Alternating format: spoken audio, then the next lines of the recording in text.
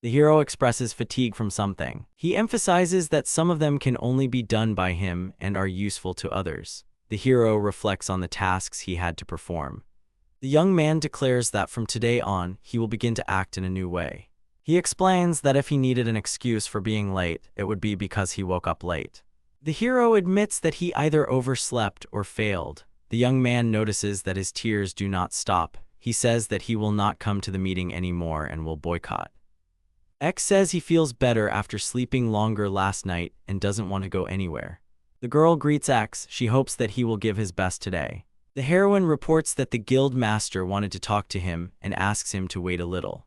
The guild master expresses surprise upon learning that the hero is an incompetent wizard who cannot even use simple magic. He asks why the hero chose to be absent without permission and why he did not attend the meeting. The master notes that it seems as if it is too early for the hero to become an adventurer.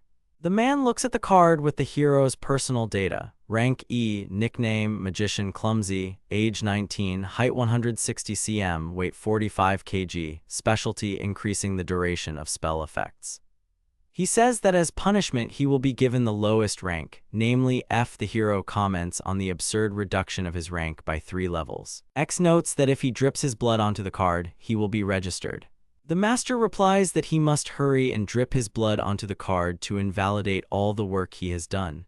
He asks the hero why he is simply standing there and not acting. X admits that he can no longer tolerate the current situation and feels the need to make a decision. The hero admits that he may not be suited to be an adventurer. He thanks everyone for their help. The master does not understand why X wants to leave and yells at the hero. X notes that this is the first time he has seen such an expression on the master's face. He adds that he doesn't care.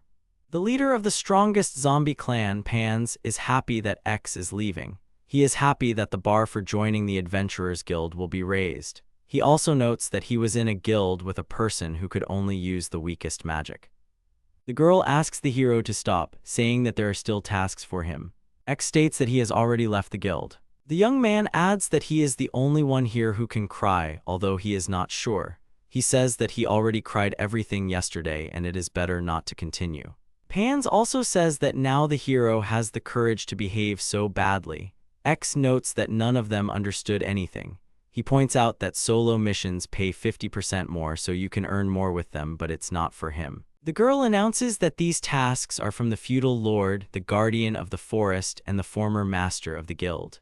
The hero agrees and asks to read the contents and the amount of the reward out loud. The girl notices that these 3 tasks are quite problematic and no one wants to take them.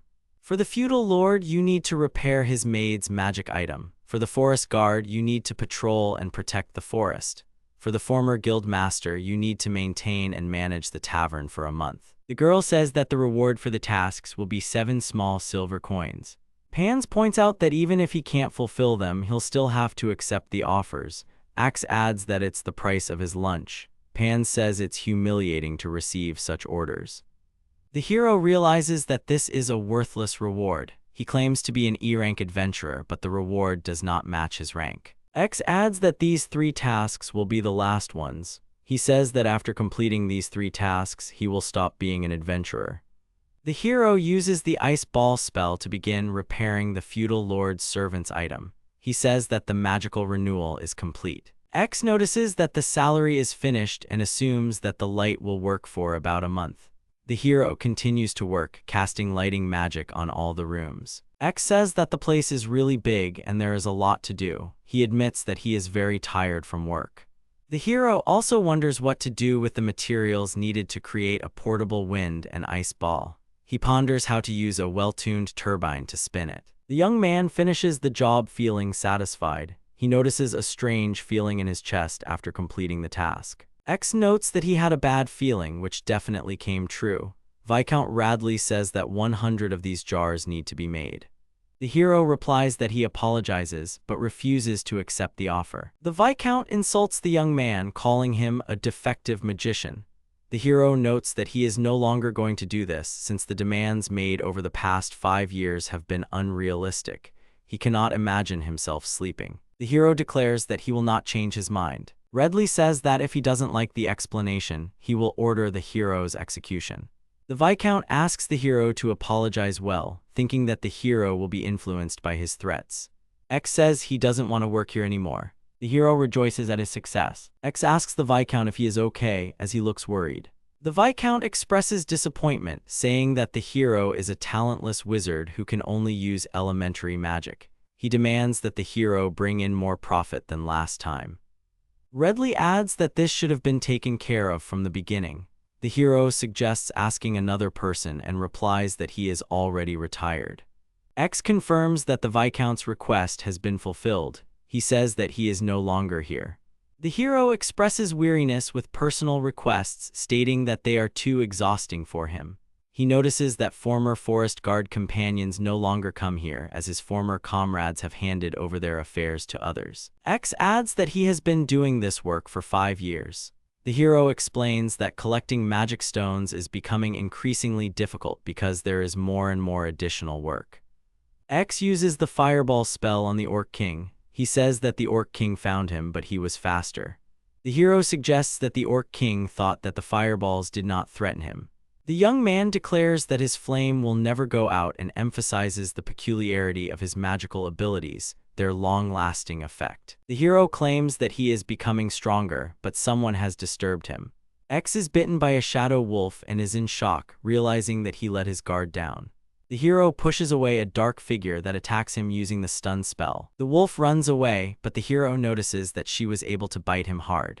He admits that the wolf was still able to cause him serious damage. The hero understands that he was not able to completely defeat the enemy, but he struck him with lightning. The hero notes that the mana potion makes him want to eat a big meal. He shows the report for today, which states that 1 Orc King, 8 Shadow Wolves, 15 Orcs, and 2 Goblins were defeated. 1 recovery potion and 7 mana potions were used. X notes that the monsters' numbers have been greatly reduced lately, so they no longer need an administrator. The young man thanks them for their help over the past 5 years. He adds that what's more important than the number of monsters, which has been significantly reduced, is finally being able to sleep in his own bed. X is pleased that he can now relax. He also notices that he has been bitten and his pants are torn and wonders what he should do next. X decides to mend his pants with a lucky needle, but something goes wrong and the situation becomes even worse than before. The hero decides to cut off his damaged trousers and buy new ones as soon as he can. X receives one last request from the guildmaster to manage the tavern and maintain the premises for a month. The man orders the hero to start work before the establishment opens. The previous guildmaster is a decrepit old man who still thinks he is influential. The hero uses various magic spells such as Fireball, Ice Ball, and Water Pillar to keep the house clean. X expresses fatigue from using elemental magic all day, especially extension spells. The man asks the hero why he was late today. He says he won't fine him, but there won't be any commission either. X agrees. The guildmaster laughs and says that next month he shouldn't be late anymore. The hero rejoices, declaring that failure is wonderful. X happily notes that now he won't have to redo everything. The guildmaster says that he should record the violation in the report because it really was the hero's mistake.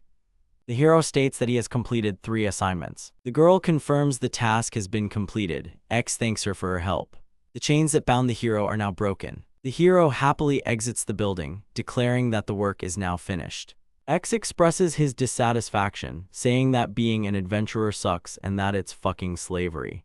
Now X is free and so begins his carefree life. The hero enjoys a beautiful morning. X notes that he has been thinking about this for a long time and now he has both time and money for his plans. The young man rejoices in freedom. He says his name is X. The hero introduces himself as a wizard who can only use elemental magic. The hero describes his unique abilities, such as fire that never goes out and ice that does not melt for a whole month. He claims that his magic has an increased duration. X notes that he has money because he hasn't been shopping before. He notices a pleasant smell. The young man happily points to the counter with skewers. He adds that for the first time in his life he treats himself to something tasty. The hero expresses satisfaction that he will now eat something tasty. Viscount Roderick also emphasizes that the hero can only use elemental magic. He is displeased with the hero's refusal of his. The young man confirms that the Viscount is right and agrees with his opinion. Roderick asks the name of the simpleton they are discussing. The servant Iceman replies that his name is Axe. The Viscount orders that this man not be allowed to leave his estates and asks that no one else hire him. Iceman adds that this will be arranged immediately. The man says he can't wait for the moment when this man begs him for a job. The Viscount notes that this time he will have to learn humility and that he has already given instructions regarding Ikes. The servant asks what the device is in front of him. Roderick says the mage has created a small tool by combining elemental ice and wind magic. The man notices that the cold air and ice create an effect he did not expect from a novice. Iceman notes that he had a keen eye when choosing this device. The Viscount suggests taking it to the kitchen. He adds that he had planned to make 200 or so, but the incompetent man simply ran away. The Viscount wonders what's wrong and asks about the kitchen. Iceman notices that the water supply to the tank has stopped, to which the man replies that the same magician created it all, so it's no wonder there's no water. He suggests calling another wizard or using a grimoire if it's cheaper. Iceman agrees that it will still be better than what Axe could have done. The hero enjoys the food, demonstrating pleasure and joy from the delicious dish. The young man says he can't remember the last time he tasted something so delicious. He expresses happiness at having quit his previous job. The hero feels the desire to eat even more, but understands that this will cause stomach pain due to overeating. He notices that his body has become weaker after many years of hard work. Axe notes that he didn't expect one bite to be enough to fill him up. Another character asks if he's going to keep eating. The hero offers the boy with ears some shashlik. X gives food to the boy, pointing at it. He also expresses concern that he must eat slowly to avoid an upset stomach. The boy thanks the hero, stating that he has not eaten meat for 6 months. X also notes that as an orphan, he knows the value of luxuries like meat. The hero says that when they meet again, he will treat the interlocutor to something.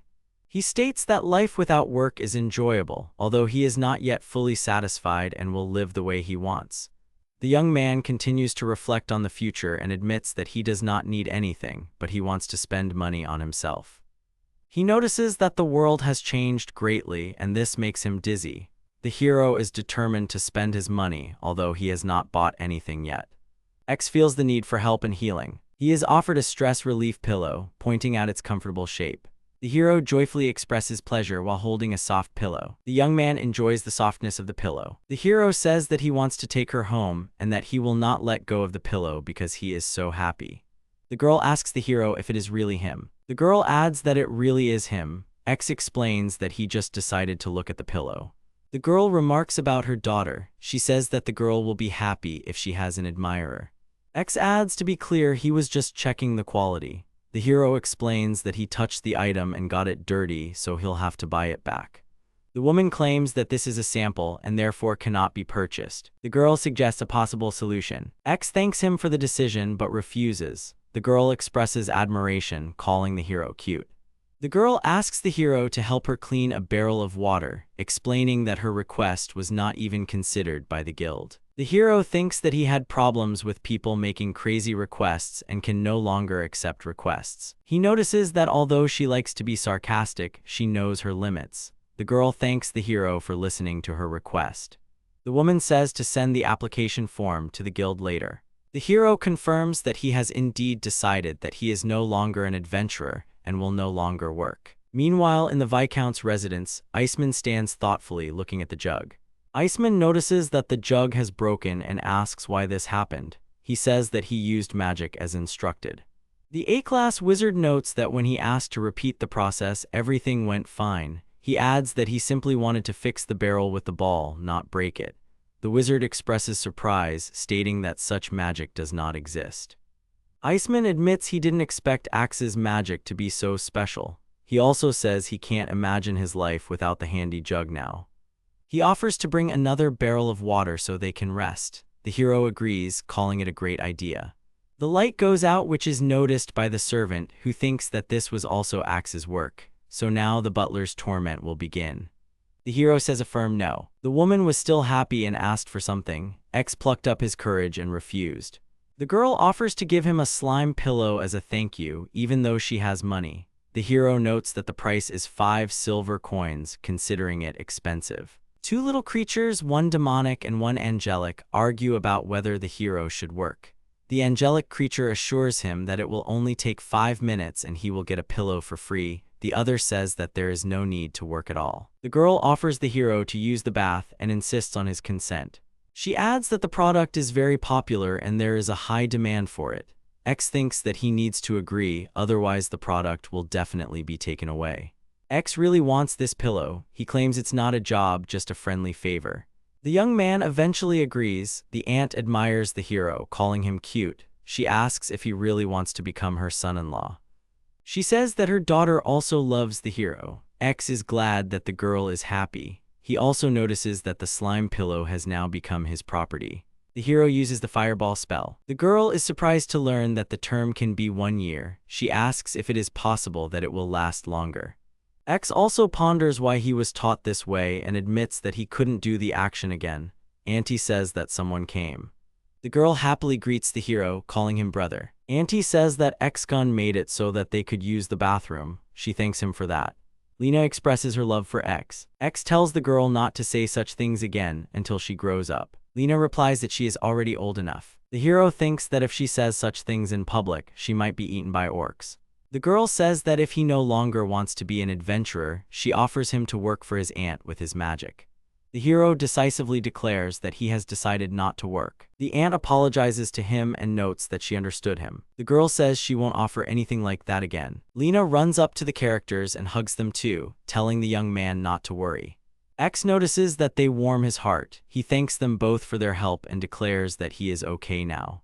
The young man thanks them for today. The aunt adds that they are always ready to help. The girl reminds the hero that if he has problems, he can turn to his friends. The boy asks his aunt if she knows about the ice ball. The aunt replies that this magic ball is used by nobles. X explains that it is a ball that does not melt for a year. The young man gives this ball as a bonus. The girls express admiration and pride. The girl thoughtfully asks why no one comes to her. That someone is X. The hero expresses disappointment, saying that sleeping is now doubly pleasant. He also notices that the pillow has greatly affected the quality of his sleep and now he can rest for more than 3 hours a day. The hero is glad that he left the adventure guild, but he is hungry. The girl with ears happily greets the hero. On the table is a slime food valued at 10 silver coins. Harmful but ready-made slime food. The girl adds that the hero should pay for her. X is surprised by the offer. The waitress is shocked, realizing that the hero will eat here. She notices that X finally wants to eat at a restaurant. The girl shows the menu. The hero agrees on the condition that if he likes something, he will call her. The hero asks for advice on what to order from the menu. The waiter announces the daily special and informs that the hero's order is waiting. X enjoys food. The girl notices that the hero is warm and his eyes begin to tear up with happiness. The waitress says that X feels warm and his eyes start to water. Another character agrees, adding that this is what he thinks. The hero notices that the food looks ordinary, but the combination of acid and mana is perfect. X is happy to have the opportunity to refuse bad food and is grateful for it. The hero says the food was delicious. The girl asks the hero if he has any free time and expresses concern for him, adding that she is his little sister. X says he quit. She offers to work together since he already quit. The young man says he doesn't want to work anymore. He also says that he would like to take a walk and get distracted before going home. The hero admits that he cannot stand because of the pain. Another girl asks the hero what's going on and what happened. X notices that she smells delicious. The girl asks the hero if everything is okay. The young man apologizes for the fact that his buff spell has run out and this happens all the time. He also says that he activates elemental magic and strengthens it. Support 1. The hero explains that his original doping magic increases strength, health, agility, intelligence, MP, and AP by +1. She asks if he has recovered. Since she works as a doctor, she is very tired. The girl admits that she was too worried about the hero and asks for forgiveness. X offers to cast a spell on her to thank her for saving her. He says that she will not get tired for a month. The girl thanks X. She asks who he is and what kind of ability it is. The girl is surprised to learn that the hero can only use elementary magic for beginners. The heroine happily declares that now she can do everything. The girl ran off to finish her business. X says that he used support 1 only on people from his guild, but the girl did not hear that she would not get tired for only a month. The group is the most powerful in the guild, and Pans mentions that bonus time is great. Another mage says that to be an adventurer, you need to be a wise person. The girl looks with interest at the object through the magnifying glass that the magicians brought her. The girl rejoices at their success, calling them magnificent this month. She admiringly states that they defeated the Orc King, the Cannibal, the Shadow Wolf, and other monsters. The girl asks how they defeated these monsters. Pans answers mysteriously that it is a secret. The hero explains that they are simply taking a magic stone from a demon killed by one of the foresters. He adds that it is all thanks to an unknown, incredibly strong guy. Pans offers everyone a drink as they have earned a lot this month, but the other magician says that he is tired himself and thanks for the offer but declines it. The hero asks why he feels bad too. He adds that he too has been feeling tired lately and has not had the feeling of unlimited power. Another character agrees that the hero is right. The hero thinks and says that they need that wizard guy. The girl is asked to have a few words. The man tells the girl that X needs to be brought back and his rank upgraded to B. The man states that X was putting buffs on the heroes and also notes that they could just rest since they are the strongest adventurers. He notes that they need X to continue their activities. The hero says that this was supposed to be the last glorious day of their group. The hero says he's had his fill of food and a good walk. He adds that he'll just rest in his room now, but it's very noisy in front of the hotel. The young man replies that he does not want to get into trouble and so he moves to another place. Someone asks if the little girl has a living bear. The girl hugs a stuffed bear. It turns out to be Ryuka. Ryuka says that X is late. X explains that she came to visit him but couldn't enter the inn because people were staring at her. He thinks that she couldn't take it anymore, so she hid there. X notices that the girl is shy and wonders how much time she has spent here. Ryuka is at the Quiet Cat Cafe and asks why the hero broke the magic contract. She notes that without him, they'll have real problems. She runs a sewing factory with living dolls. The hero admits that he quit his job, apologizing for it. She asks if he is really leaving. Ryuka is surprised to learn that the hero has no plans to leave the city. Ryuka agrees with the hero's decision. The bear apologizes for hitting the hero earlier. The crazy bear thanks the hero for his help, calling him a friend. The talking bear has been using his abilities to enhance the buff effect for a long time. However, when the buff wears off, he loses this ability. The girl expresses her gratitude to the hero.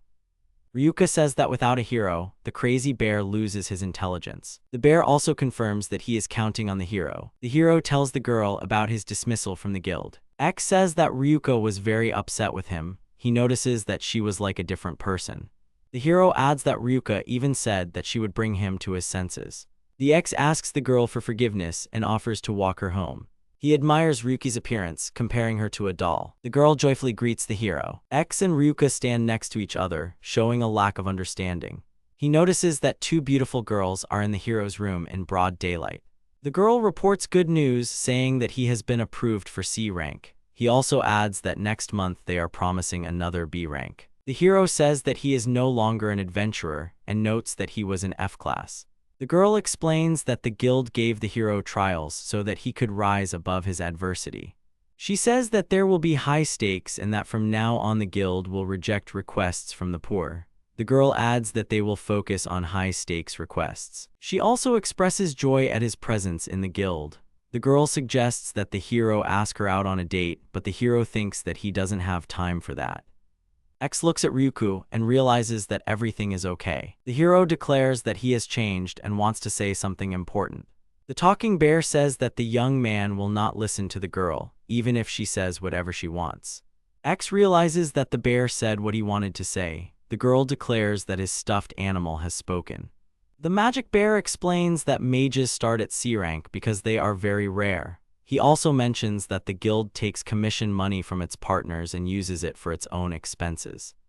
The hero asks in surprise if this is true. He finds it hard to believe that he is being taught by a bear with an intelligence of +1. The bear states that first of all the guild must apologize for its behavior.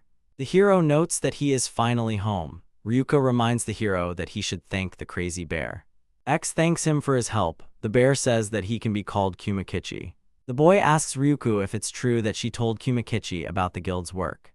This calms him down. The hero thanks the girl for covering for him.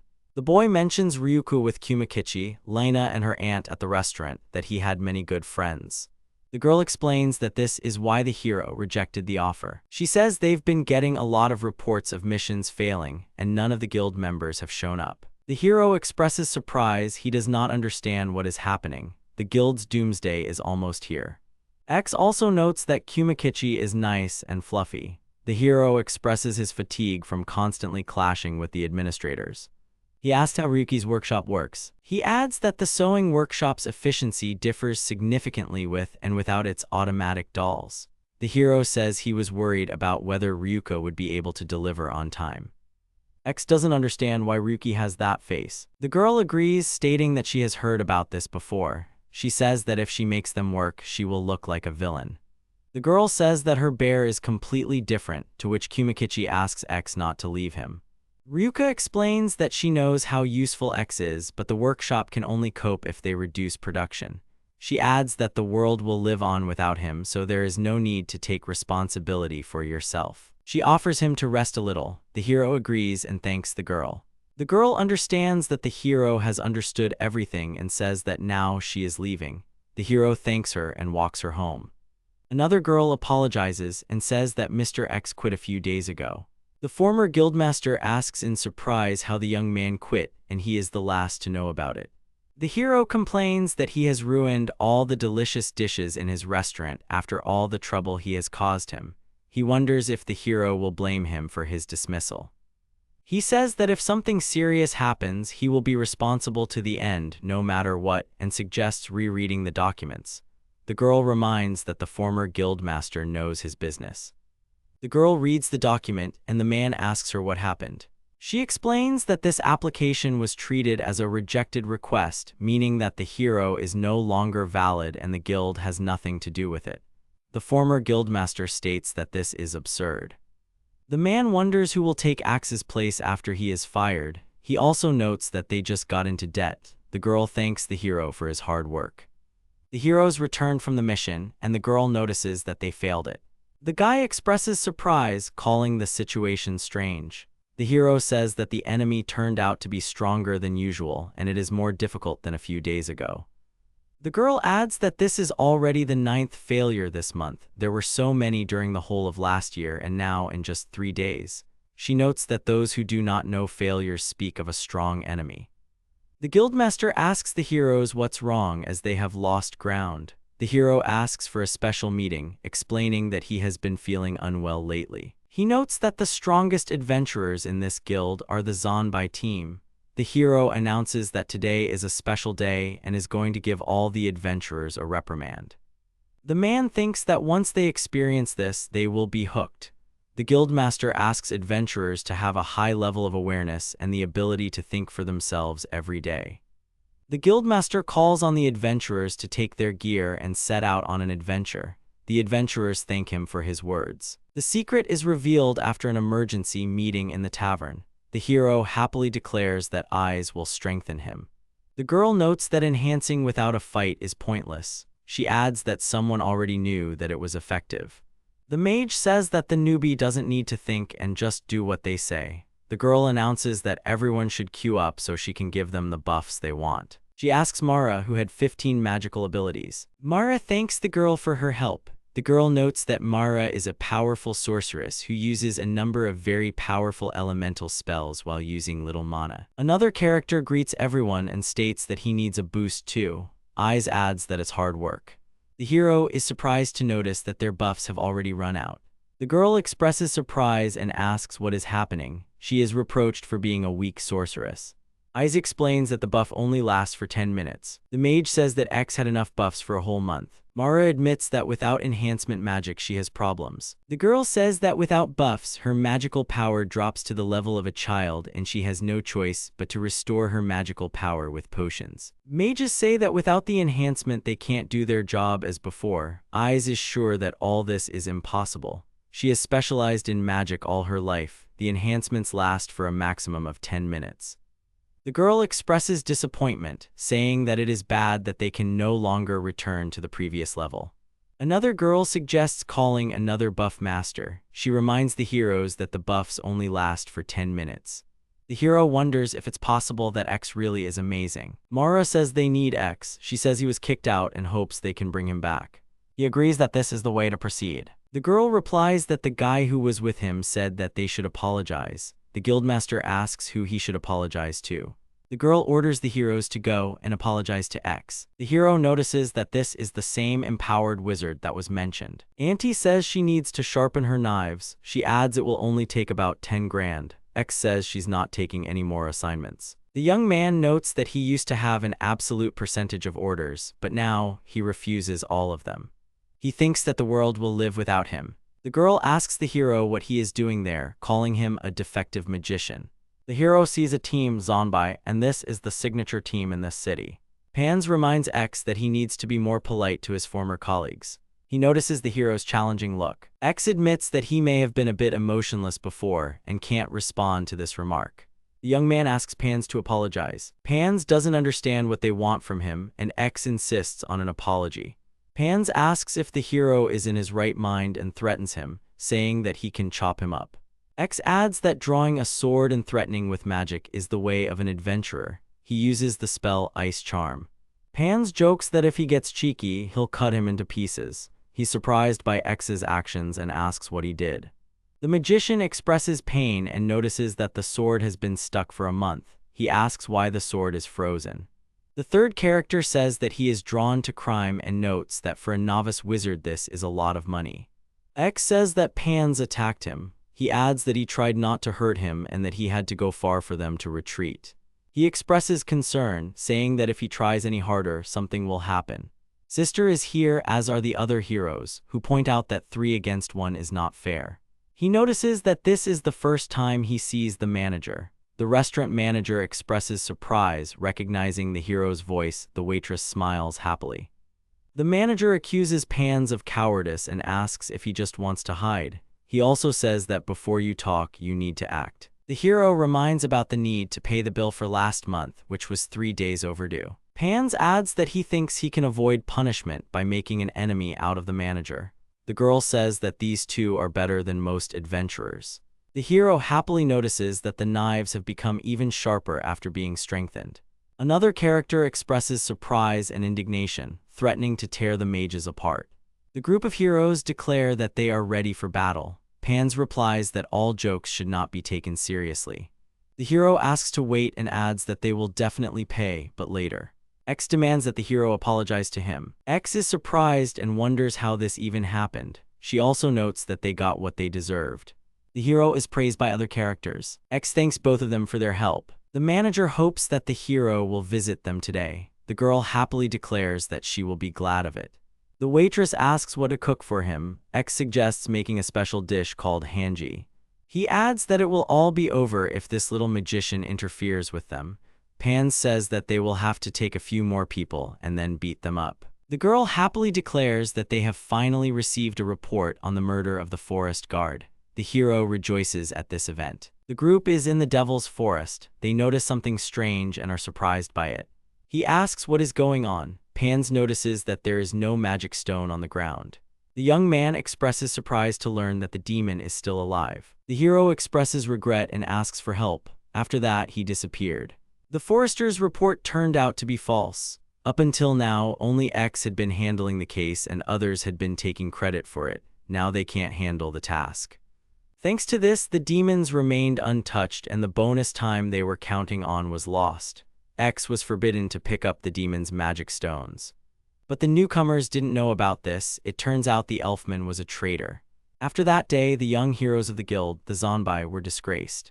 The hero expresses disappointment because he lost his wallet. The guy offers the hero an option with a customer who refused the service. Pans refuses the offer. Pans says the shop will still value the sword even if it is not used. He adds that they will give him the money he needs. He also asks about 1 gold coin. The hero categorically forbids touching the sword and states that he will return for it in a month. The hero confirms that he will return the sword during bonus time next month. Pans wonders why he had to get such a bill at the restaurant, especially if bonus time never comes. But that day, the hero did not come again. The butler notices that he is in a great mood. He asks the viscount if anything good happened at the ball. The Viscount explains that the device creates a cool breeze. The young man remembers the tube with ice and wind magic that he received from an incompetent mage. Radley notes that the princess was very interested in the gift, which will give him a good reputation. The hero admits that there is one problem: X is no longer an adventurer. The Viscount suggests visiting X at home. He adds that the unemployed and impoverished incompetent magician would be glad to learn of the opportunity to work for him. The butler agrees, calling it a good idea, and says he will do it. The hero says that as his first task, he made 200 of the same pipes. The Viscount notes that he sees how the hero has learned something from him. The young man thanks him for his help. The hero notices that only X can recreate the extinguished magical light. He adds that his head hurts despite the fact that he completed the task. The butler asks the maid what is the matter. She informs him that the ice in the largest compartment 7 has started to melt and wants new ice when it is ready. The hero suggests destroying the contents of ice compartment 7. However, the maid objects, considering this wasteful, and suggests calling a repairman for replacement instead of destroying it. The butler notes that Axe's magic was special. He notes that no one else could recreate the jugs that continually leaked water. The maid adds that she didn't know how powerful X was. The hero says that the magic X uses is entry-level magic. However, its effect is unusually long-lasting. Acts as soon as possible to preserve the family's prestige. The butler agrees to take care of this and offers to give Axe a lot of money and a place at the table. X looks at the mailbox, which contains a stuffed toy. X declares that he will now pull out the rabbit soldier, adding that there is nothing surprising about this. He says that Ryuka's house is full of stuffed bunnies from the sewing shop. The hero notices that all the bunnies are the same, but Ryuka can tell them apart.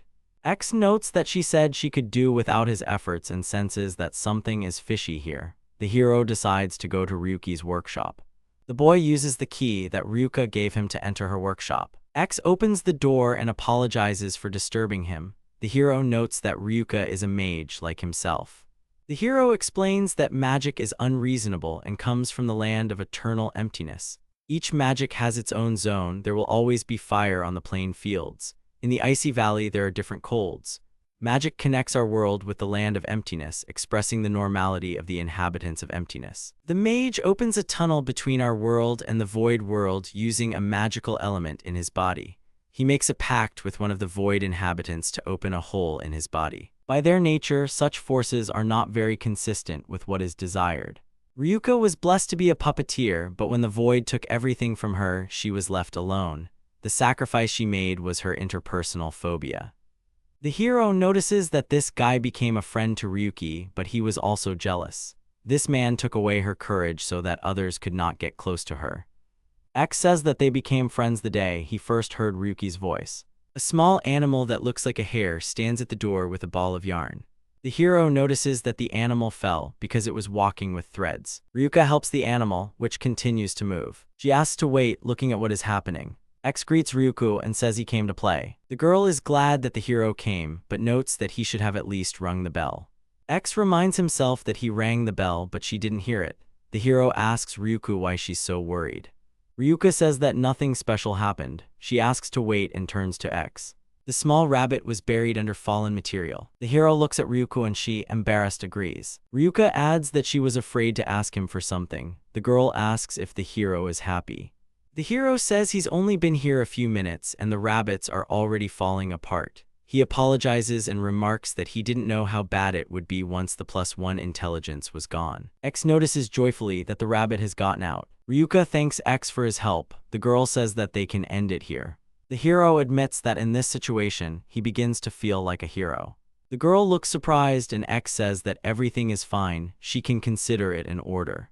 The hero states that he is the only one who can help them and suggests that they rely on him.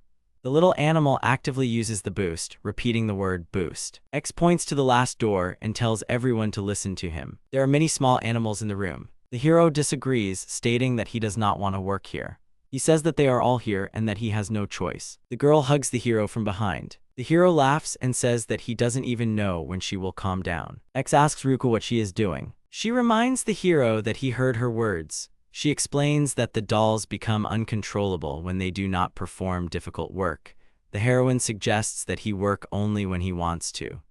The girl says that everything is not as he thought and suggests that he take a little break. X apologizes and admits he was a little tense. The hero notices that the tea smells delicious and Ryuka asks him if he has calmed down. X thanks her and agrees. She adds that it is a large silver coin as a reward and offers to take it. The hero expresses great gratitude. The girl says it is difficult to lower your standard of living after it has increased, adding that you will have to do the hard things like before. Ryuka notes that the tea is delicious and adds that the hero's magic is too convenient. The girl asks if the hero is listening to her. Ryuka offers an additional reward. She apologizes to the hero. He reminds her not to play with her food. Ryuka is confused but eats the food. The servant informs the chief chamberlain that the report has been compiled. He asks if the information is true that the mage has no rank and is defective. The young man confirms that it is true. He notices that a cool breeze always blows from inside the magical instrument given to the princess at the evening reception. The hero wonders if it is possible that it is some kind of hidden weapon. Grandfather asks in surprise what the hero is thinking about and adds that X's desire is not to want to work. The grandfather hears a voice and asks who it is. He expresses surprise when he recognizes the princess's voice. The girl suggests going and asking him directly. He notices that the weather is disgusting today. The hero hears a knock on the door and wonders who it could be. She hopes that X is still there. The girl says that the other day she was unable to convince the hero to return as an adventurer. The girl adds that she is with the guildmaster now. She states that if the hero apologizes to X, he will definitely forgive them. The guildmaster says that X has caused her a lot of trouble, but so be it. He confirms that X resigned because of the Viscount's unreasonable demands. The man offers to give him 10 gold pieces for the job and offer him an exclusive contract with higher pay. The butler asks if they think the hero will return with that attitude. The master offers 100 gold and an exclusive contract. He adds that this is more than expected, but the hero may be dissatisfied due to mistrust and says that he can help, but the reward is only 5 gold coins. Mr. Yesman is reassured by the master, who says that there is no need to worry. He laughs and X looks surprised. X admits that he quit and asks the other character to leave, stating that he has nothing to say. The master expresses irritation, calling the mages damned. He adds that he spent almost the entire amount on buying a new house. The hero says that now he does not even worry about the fate of another character in the guild. He also says that he could give X an A rank, although he would do so reluctantly. The master notes that when X was an E rank, he made good money on the side with his help. He claims that they will not disturb anyone. The master offers to come in and talk about everything. The hero replies that he came all this way to visit him. X asks not to be disturbed. The guildmaster asks in surprise what he said. The hero categorically declares that he does not want to. He adds that he thinks they should leave. The girl says that they came here to apologize. The guildmaster says that he is sorry and that he will apologize as Mr. X requested. X notices that people took Kuma's words seriously. The hero says that now that they have done what they came for, it is time for them to leave. The master states that there is a place for Mr. X in Class A and asks him to return to the guild. The hero asks if Class A isn't great. X declares that he will never return and asks to leave. The young man says that for him, a place in the guild is nothing more than a thankless task. Guildmaster asks to wait and listen to him. X is glad that he was able to tell this to the man. The young man feels better. The master is going to review her job description. She asks Mr. X to go on a date with her. The hero notices that X has changed his mind and is happy about it. X adds that if they don't leave now, he'll leave the city. The man says that they're sitting down and retreating but asks them not to rush. The girl is surprised the man leaves. He wishes success to others at work. X decides to tell Ryuka what he just did. The girl turns to the guildmaster and asks him to wait. She adds that if the hero had gone to another city, that would have been their chance. The guildmaster thinks that he has already spent the reward and cannot let Axe leave just because of them. He also notes that if Axe leaves, the Viscount will punish him. The man reassures her by stating that he has a secret plan. The master takes full responsibility and asks the adventurers to wait for 3 days. The girl decides to use her charm and charisma for 3 days. The hero wonders if it is time to use the magical tool he hid in a secret room in the warehouse. He thinks that using it at this level is a waste, but there is nothing to be done. A magical tool, the Ring of Slavery. The owner of the ring loses 1 level of magic, his psychic energy is absorbed, and he is forced to receive telepathic messages that he cannot ignore at will. The master says that the hero will pay for going against him. He notes that this is a challenge for an imperfect wizard who can only use elementary magic. The hero lists the levels of magic: advanced, intermediate, basic, 0. He says that the ring does not allow the use of large amounts of magic. He doubts whether it will work on the main character. The man decides that he should at least learn the intermediate level of magic.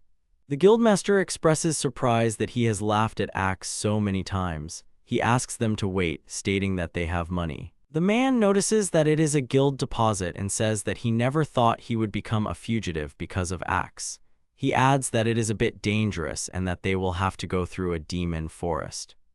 The hero decides that he will have to get out of here and start life from scratch. He wonders if he can overcome this dark forest. He asks what this new defense is that he heard about and notes that it is simply a crude piece of iron wire. The guildmaster admits that he did not know the city was under such protection. The hero realizes that this shouldn't work on people, so he just needs to climb over the wire. He expresses surprise, struck by X's magical deafening blasts. The butler notes that if Yesman tried to escape, then he apparently failed the Viscount's task. The guildmaster asks if the electric fence was created by him. The youth notes that the forest guard is under the protection of the Viscount. The butler says that the forester also performs his duties well. The hero explains that they were actually forced to do all the heavy lifting of building the fences, including Axe. He adds that it's just basic electrical shock that lasts an unusually long time. A man threatens a prisoner by offering him to mine gold in the mines as a place of punishment for 5 years, since he has 5 coins. The guild found them along with the master. They returned the money and left the guild master, but the butler found something else. He offers him to keep the ring, but only on the condition that he wears it on his finger. The guild master resists because he doesn't want to put on the ring, but he must answer for what he did.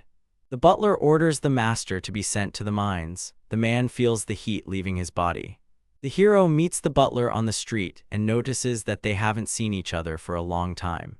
The butler asks if it is true that the hero left the guild. He also says that he was paid in advance for the work and now X cannot refuse to complete the task. However, he categorically refuses to do the Viscount's work, regardless of the reward offered. The butler realizes that he has been deceived, as the guildmaster did not hand over a single gold coin of those given to him. The young man is sure that the man will definitely pay for his deception.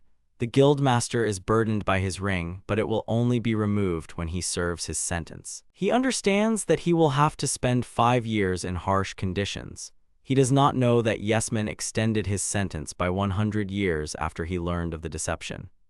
The Viscount says that the day of the meeting with the princess is approaching, emphasizing the importance of completing the task and the need to make 200 pipes as a gift as soon as possible. He suggests considering sending someone else on this mission. The young man agrees, but adds that he was told that only X could do such a thing. Another character maliciously offers to kidnap the young magician, demonstrating cunning and readiness for dishonest actions. The heroes discuss their plan of action. One of them calls Urukar the king of the slums. They decide to use this man for their own purposes, although the other hero expresses doubt and asks to think it over again. The young mage is already in captivity.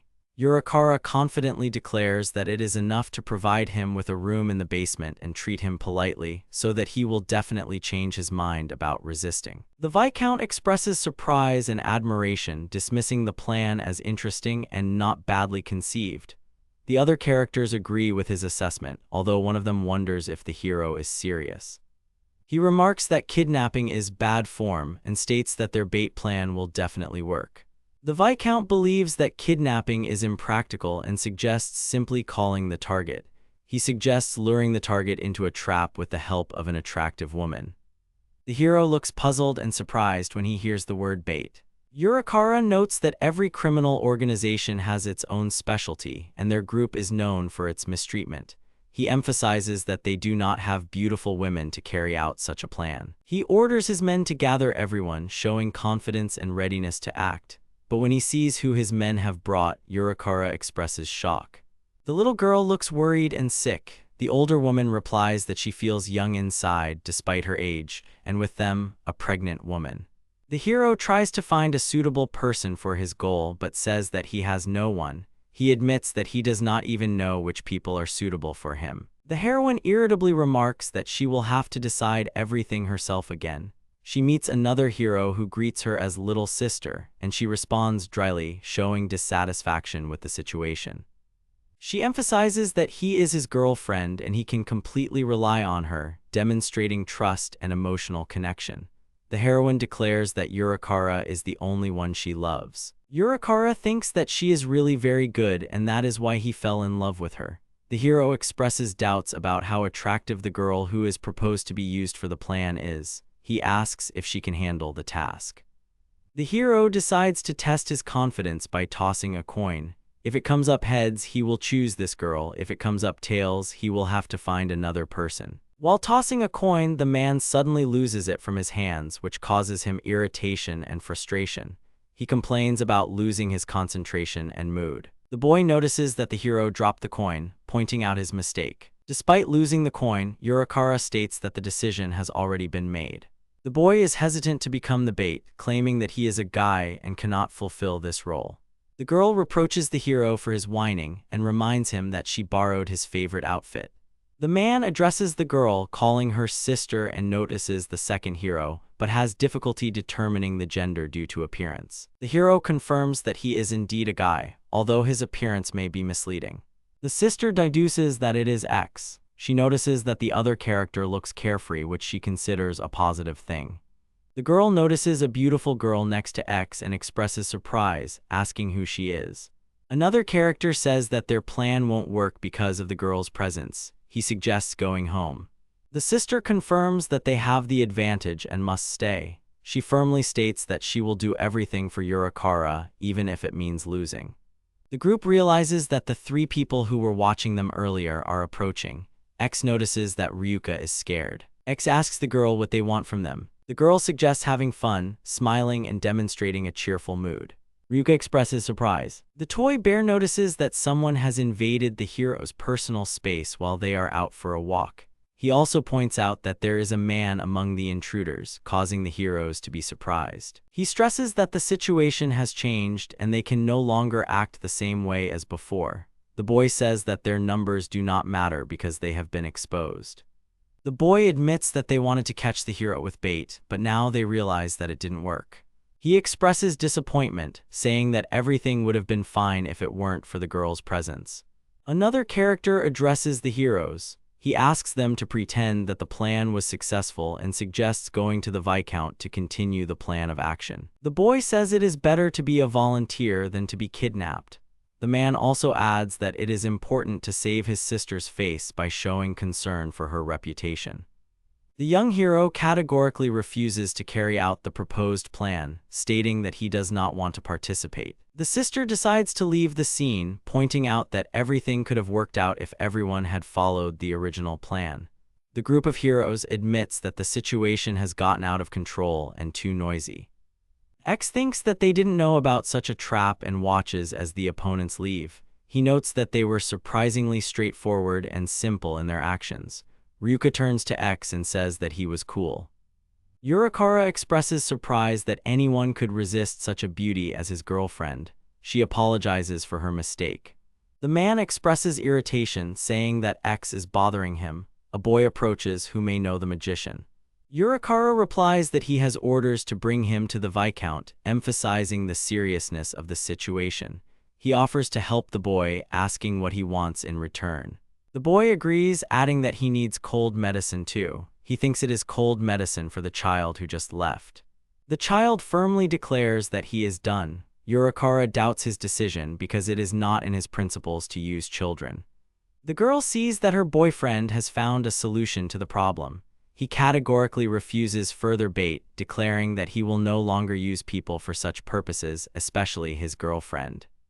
The hero thanks Axe for coming to the Viscount and asks him if he can return to work, but the magician begins to get angry. The young hero expresses outrage at the way people use other people as bait. He questions why such actions are possible, especially when children are used. The servant points out that this may be a mistake, but the hero accuses him of trying to avoid responsibility in the face of facts. X tells him that he heard about a deal for medicine for a sick child. The servant accuses Yurikar of how he treats the children. The boy expresses admiration, saying that he is ready to do anything for his friend. X replies to all this that he despises everyone. The Viscount greets X joyfully, his tone containing elements of satisfaction and relief that the hero has finally arrived. The man knew that the young man would fall into a trap. He commands the hero to begin work, confirming his instructions. The hero categorically refuses to comply with the demands, declaring that he will never obey this man. X firmly says that he will never forgive such treatment of children. He suggests going home and offers to buy medicine for his friend, demonstrating his concern and desire to help. The hero, whose name is X, is about to leave, but the Viscount stops him. He asks him to wait and offers to talk again. Rumors from a merchant that the Viscount is using children for some purpose.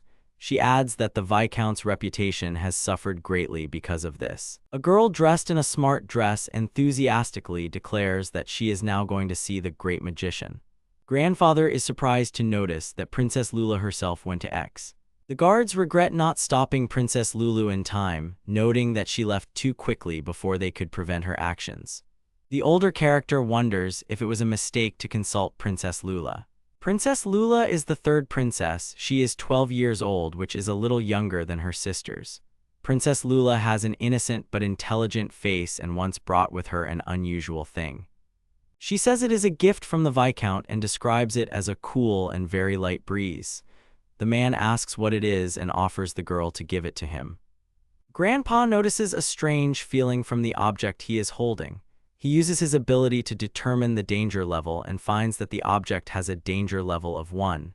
He wonders why he is getting such a strange feeling from this object. Grandfather notes that nothing in the city has caught their attention until now. He asks permission to borrow another one for a moment, but Lula warns them not to break it, as it belongs to her sister. Hero technician Herman assumes that the object is a new type of magical tool. He is in the Royal Laboratory of Magical Technologies and analyzes the situation. The hero learns that the item was purchased by the princess at a dinner party on the orders of Viscount Roderick. The hero expresses surprise that aristocrats should know about this, although he himself does not know the details. Herman notices that the object he is holding is very light and asks permission to disassemble it. However, his grandfather warns him, saying that the princess will be furious if he does so. He wonders if the formula is written directly on the magical stone, carved into a cylinder. The boy talks about demonic tools and special relics, pointing out that there are small ice cubes inside the cylinder and wind passes through a crack. The hero answers negatively but expresses surprise as he cannot find what should be there. The grandfather asks the hero what happened. The technician states that what should be inside the cylinder is not there. He looks shocked and displeased, emphasizing that the situation is wrong. Grandfather agrees, adding that it is indeed a basic occupation, although he used to make engravings. The hero says that he does not mean engraving. Herman notices that there is no magic formula or energy source inside the cylinder, not even a magic stone. He explains that these are not ordinary magical tools, but a structure containing an ice ball and elemental wind magic. The hero expresses amazement, stating that such a magical device seems incredible. Grandpa agrees that if this item is indeed connected to X, then they don't know how to interact with it yet. The princess claims that this could be the work of a great magician, showing confidence in her words. Grandfather objects to the girl's assumption, saying that it is most likely a long-term effect of elementary-level magic. She is ready to go for this object, emphasizing the importance of performing this action. The princess resolutely states that it is necessary to give the top hat to her sister as soon as possible, as it will be a surprise for her. The butler plans to hire a magician. During the investigation, the story of a young man who does not want to work was revealed. The princess advises to ask the hero himself about his story, since only he can give precise answers. She expresses confidence that a person who does not want to work should explain his motives himself. He realizes that he may have missed an obvious solution and offers to arrange a meeting with Axe in the near future, if possible. Grandfather notes that the princess acted too quickly and went to the hero on her own. Lulu changed clothes at the villa and points out that the place is somewhere nearby. The princess asks X what he is doing, and then he explains that he is looking for a child to give it to. The girl offers to help the hero find the child, demonstrating enthusiasm and readiness to act.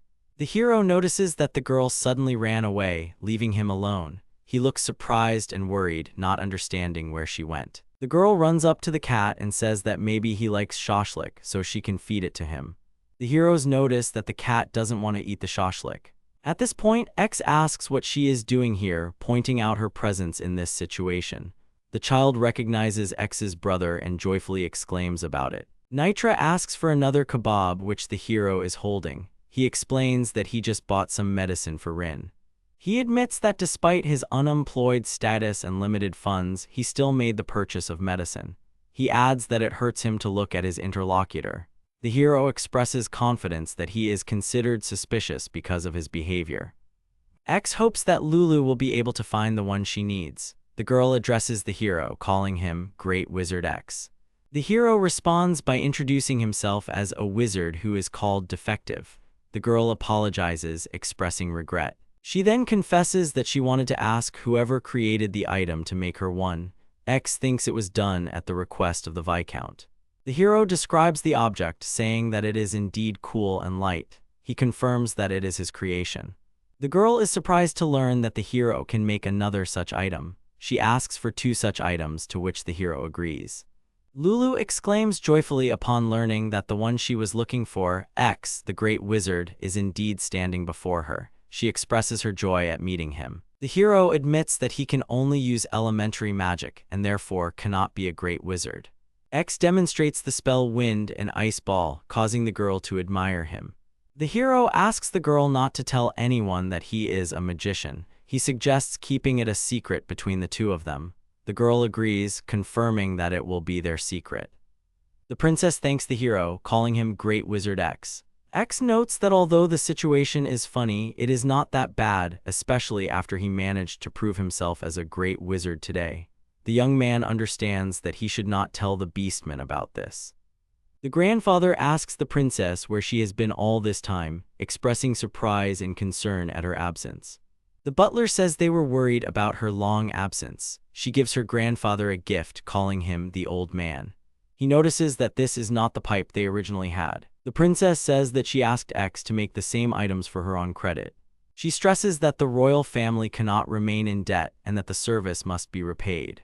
The hero has 2 problems. One of them is that outside the tavern he often meets suspicious people in expensive clothes. He also adds that despite this, he still refused the offer. X is worried that he will soon run out of money, and this is his second problem. He says he can't go back to eating mucus like he used to because his diet has changed. The hero says he even ordered juice after eating at a restaurant yesterday. The mage notices that he has warm stones, which are sky demon stone with a weak fire spell. The hero wonders what to do next. He admits that he does not want to work, but he needs money. X decides to gamble in order to win a fortune. The hero explains that the chest is a container that allows him to pass the time while the buff magic that increases his luck in lotteries wears off. He adds that his own magic will continue to work for a long time, demonstrating confidence in his abilities. The young man admits that the very idea of gambling is bad, but still considers his strategy to be insidious, but quite profitable. Nitra greets X, causing him to become frightened in surprise. The hero asks about the condition of his girlfriend, to whom he gave the medicine. X recalls that his girlfriend from the potion shop seems to be taking revenge on him for haggling with her for so long. He added that he had already been helped once and asked to pass it on to another girl so that she would not worry about gratitude. X praised Nitra, saying that he was a good boy. The hero admitted that he was going to treat him to shashlik but accidentally touched the wallet. Nitra asked X if he had run out of money since the medicine was very expensive. He explained that Rai's illness was not a cold but a curse from Fala and the cure for it was an elven elixir that was very expensive. The hero said that everything was fine and there was no need to worry. He offered to take the money and buy something for Rai. X repeated that it was only possible to buy what one usually lacked money for and assured that everything would be fine.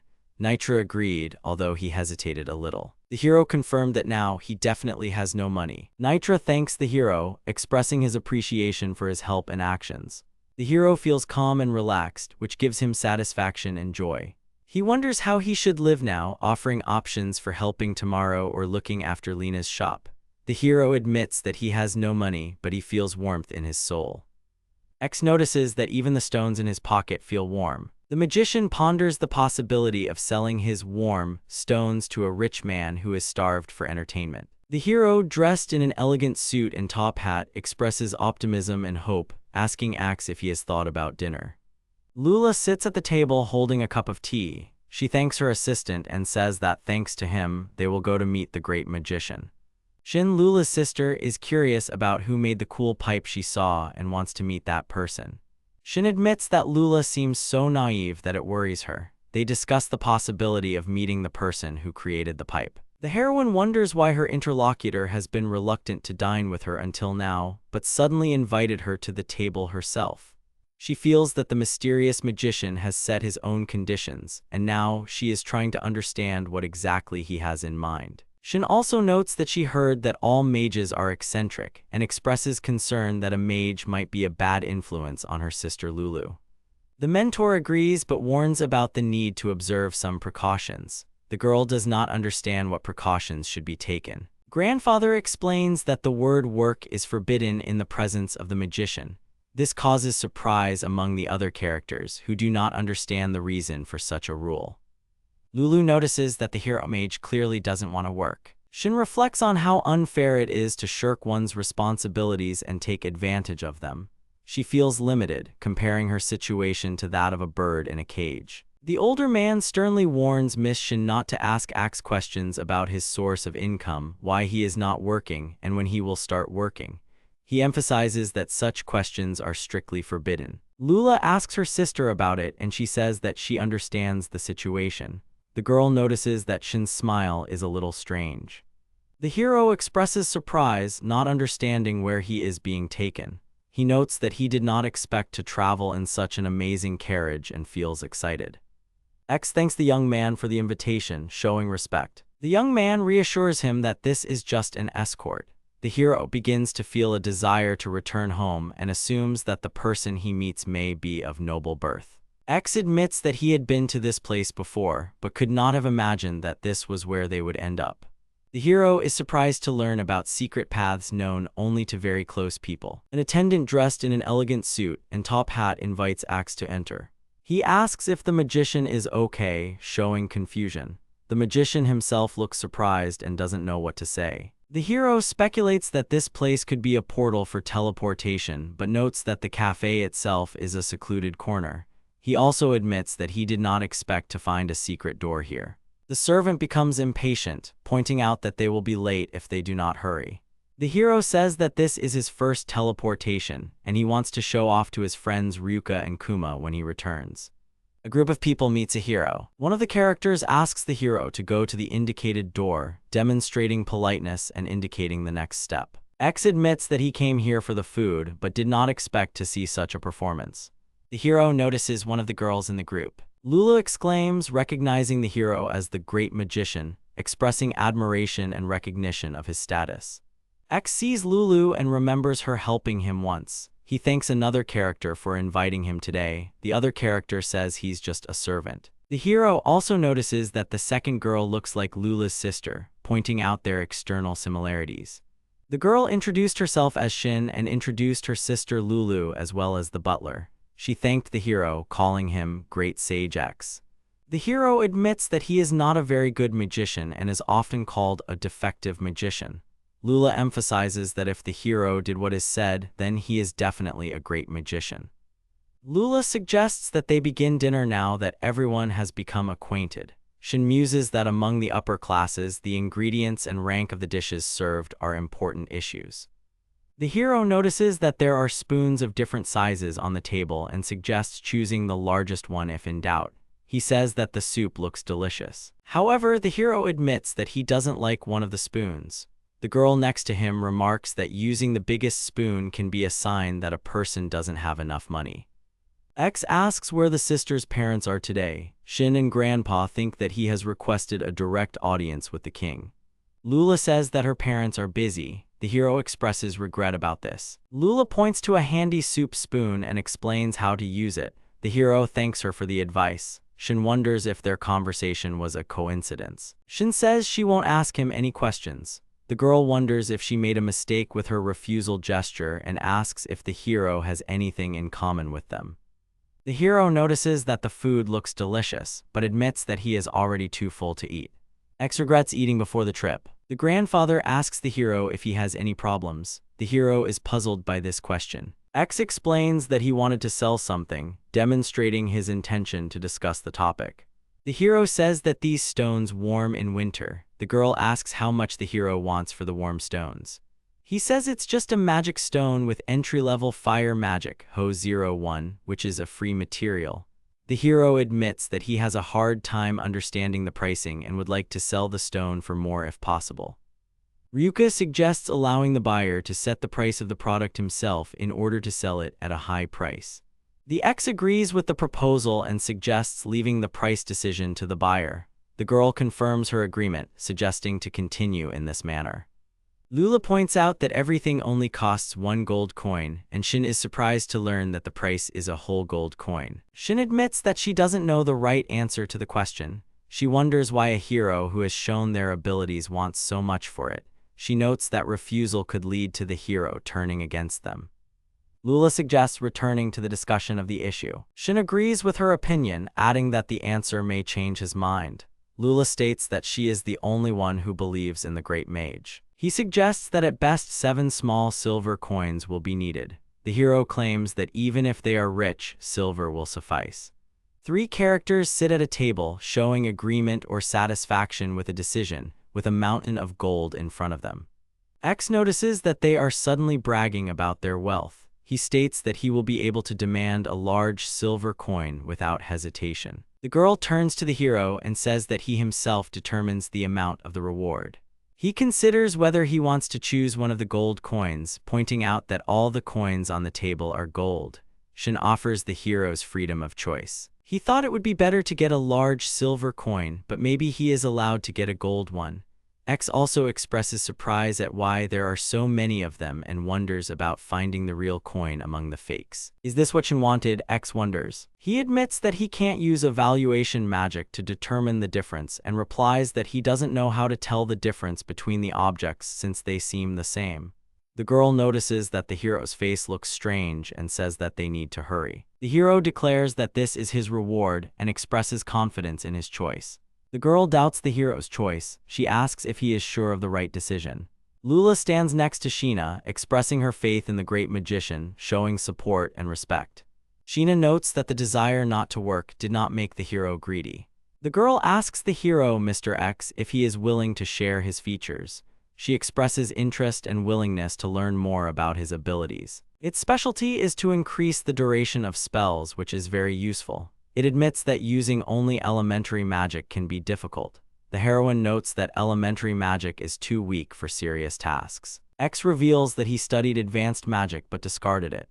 The girl expresses surprise upon learning that the hero has discarded an entire tier of magic. She feels like a bird in a cage, pointing out the limitations she feels due to her royal family. Shin asks if he regrets his choice. He believes that he chose his path and does not know whether it was easy or difficult.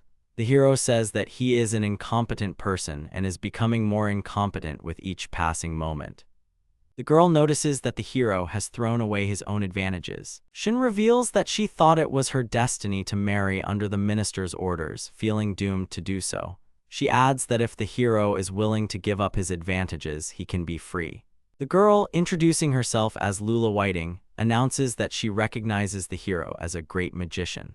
Lula sternly tells the hero to never call himself incompetent again. The hero thanks the girl for her words, demonstrating joy and gratitude. The girl thanks the hero for a pleasant time, stating that she enjoyed it too. She promises to take care of the stones. The girl asks him to come again. X says goodbye to Lula. X thinks about the guide who won't return. He notices a gold coin. The hero is not sure if the coin is real and decides to check it. He says that if it is real, he will return with 10 large silver coins. Shin expresses surprise at the large amount of gold coins and asks what to do with them. Grandfather confirms that he is aware of the situation. Shin states that she will make sure that the gold comes to him naturally. From the moment Lula acknowledged X, he officially became a great mage of the royal family. It is also stated that X had not heard of this as he thought it was a fiction. X was suddenly registered as a top-ranking sorcerer. The Academy of Mages is a huge organization, similar to an adventurer's guild.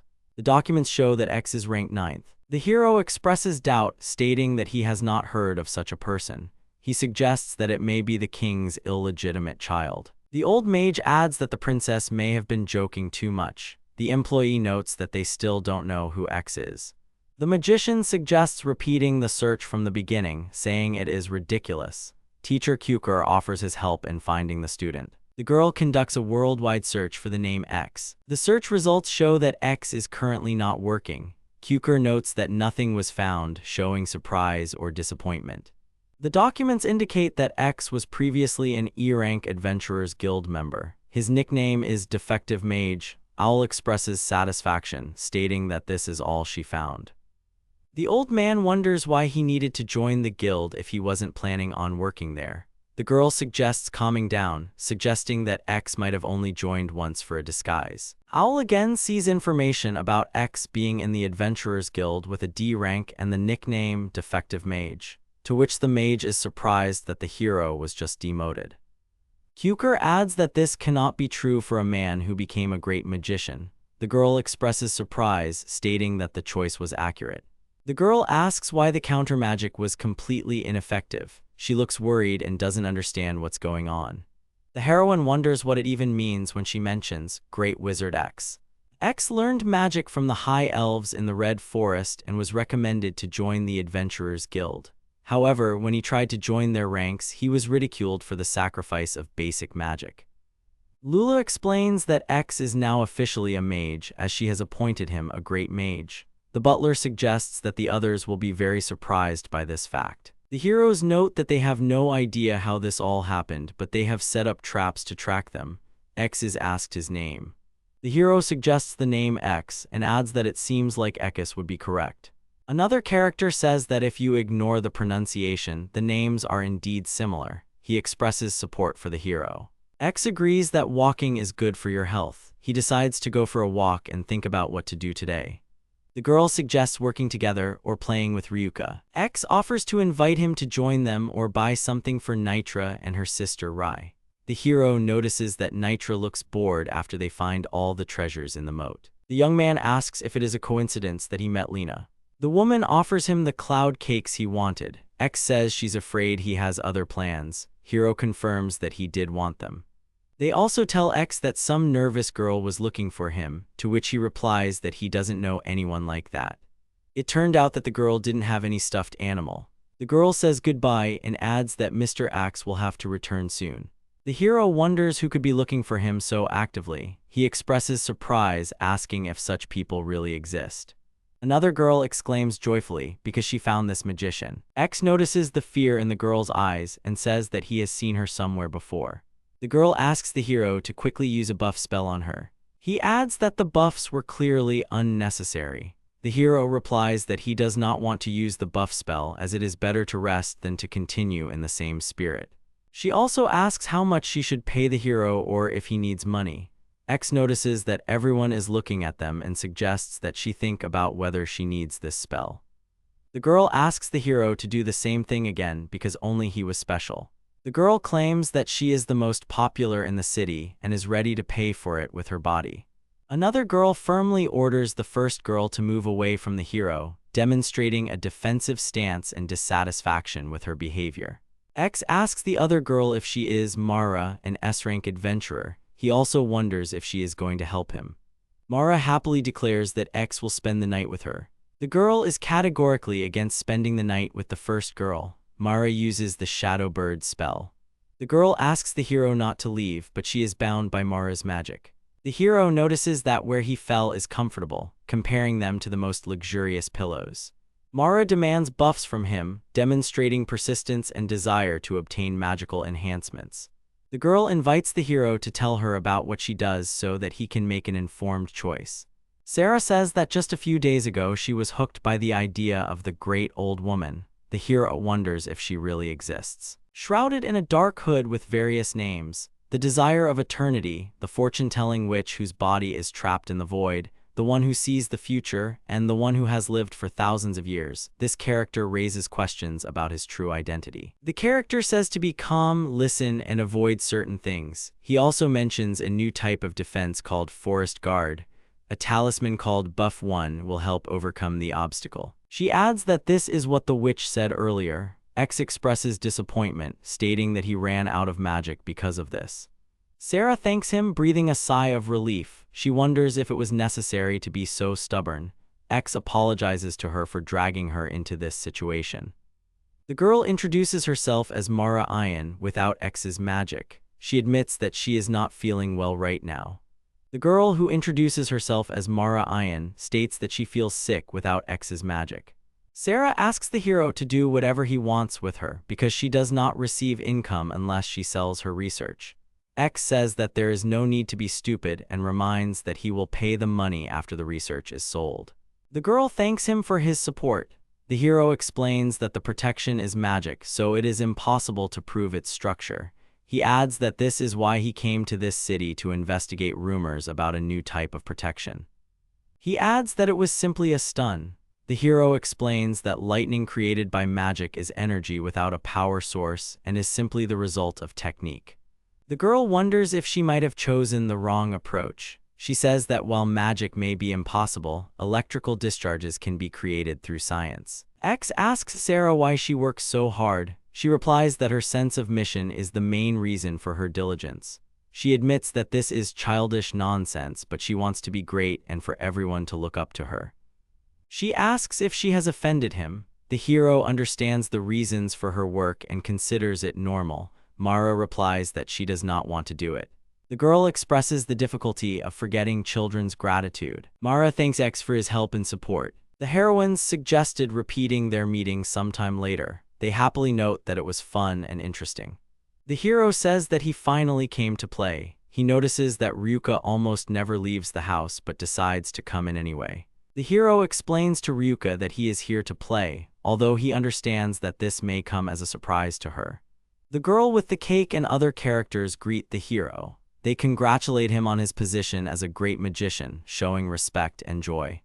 The boy reminds Ryuka that she was wrong to suggest reading the newspaper. She says, X, pointing at the hero. The hero denies that it is not him, claiming that it is Mr. Ikes. The hero points to a newspaper headline where the name X is written in large letters. He hints that if you remove one letter, it will become clear who we are talking about. Ryuka, next to him, asks what all this circus is about, expressing bewilderment at what is happening. There is a large cake on the table, and the hero assures that it is very tasty. X proudly declares himself the Great Wizard X, showing confidence in his new role. The girl asks when she will come back to work, indicating the need to continue their activities or meetings. Ryuka asks the hero if he is going to leave, pointing out that his money will soon run out. The hero responds in surprise that Ryuka has already worked and made an excellent cake. The girl speaks happily, expressing enthusiasm. He admits that he sold the warm stone for a gold coin, demonstrating success in trade. X replies that it is his thing and can be used with something else. Teddy Bear suggests using the decoration for heating. Ryuka suggests using a former pocket watch for this purpose and notes that the metal heats up easily. X suggests giving the bear cub to Kumu, but he is against it and says that it will burn. Ryuka also asks the hero not to be rude to the animal. X calms the girl down, saying that there is no need to worry because the magical flame is different from the usual one and will not burn. The hero adds that the fire that enchants the wood will not turn it into coal, confirming the safety of the situation. The little animal suggests doing something, and the hero agrees. Another animal similar to a hare also joins in the participation. This moment is connected to cold addiction and fever of joy of life. The hero casts a spell that calls the warmth of summer into the characters' hearts. Two cute animals, similar to plush toys, express pleasure and joy. Ryuka hugs one of the animals, calling it Kuma. She says that it is so warm, showing warmth and affection. The girl notes that the animal seems alive, and the hero admits that it really is. X is glad that everyone liked his idea. The girl asks the hero X to move away. The hero asks if she is jealous of the doll, to which he states that it is her duty. The hero confirms that it is indeed about the cake. He asks if he can help with anything.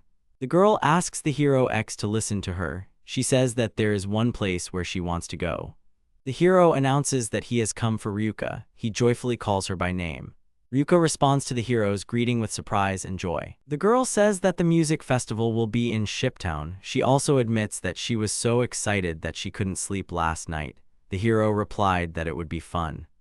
He notices that the coachman is in a good mood. The hero says that the only way to get to the neighboring town is by carriage, and he cannot thank Ryuko for that. The hero asks Ryuko if she left the rabbits at home. Ryuka is worried because she has never been on vacation.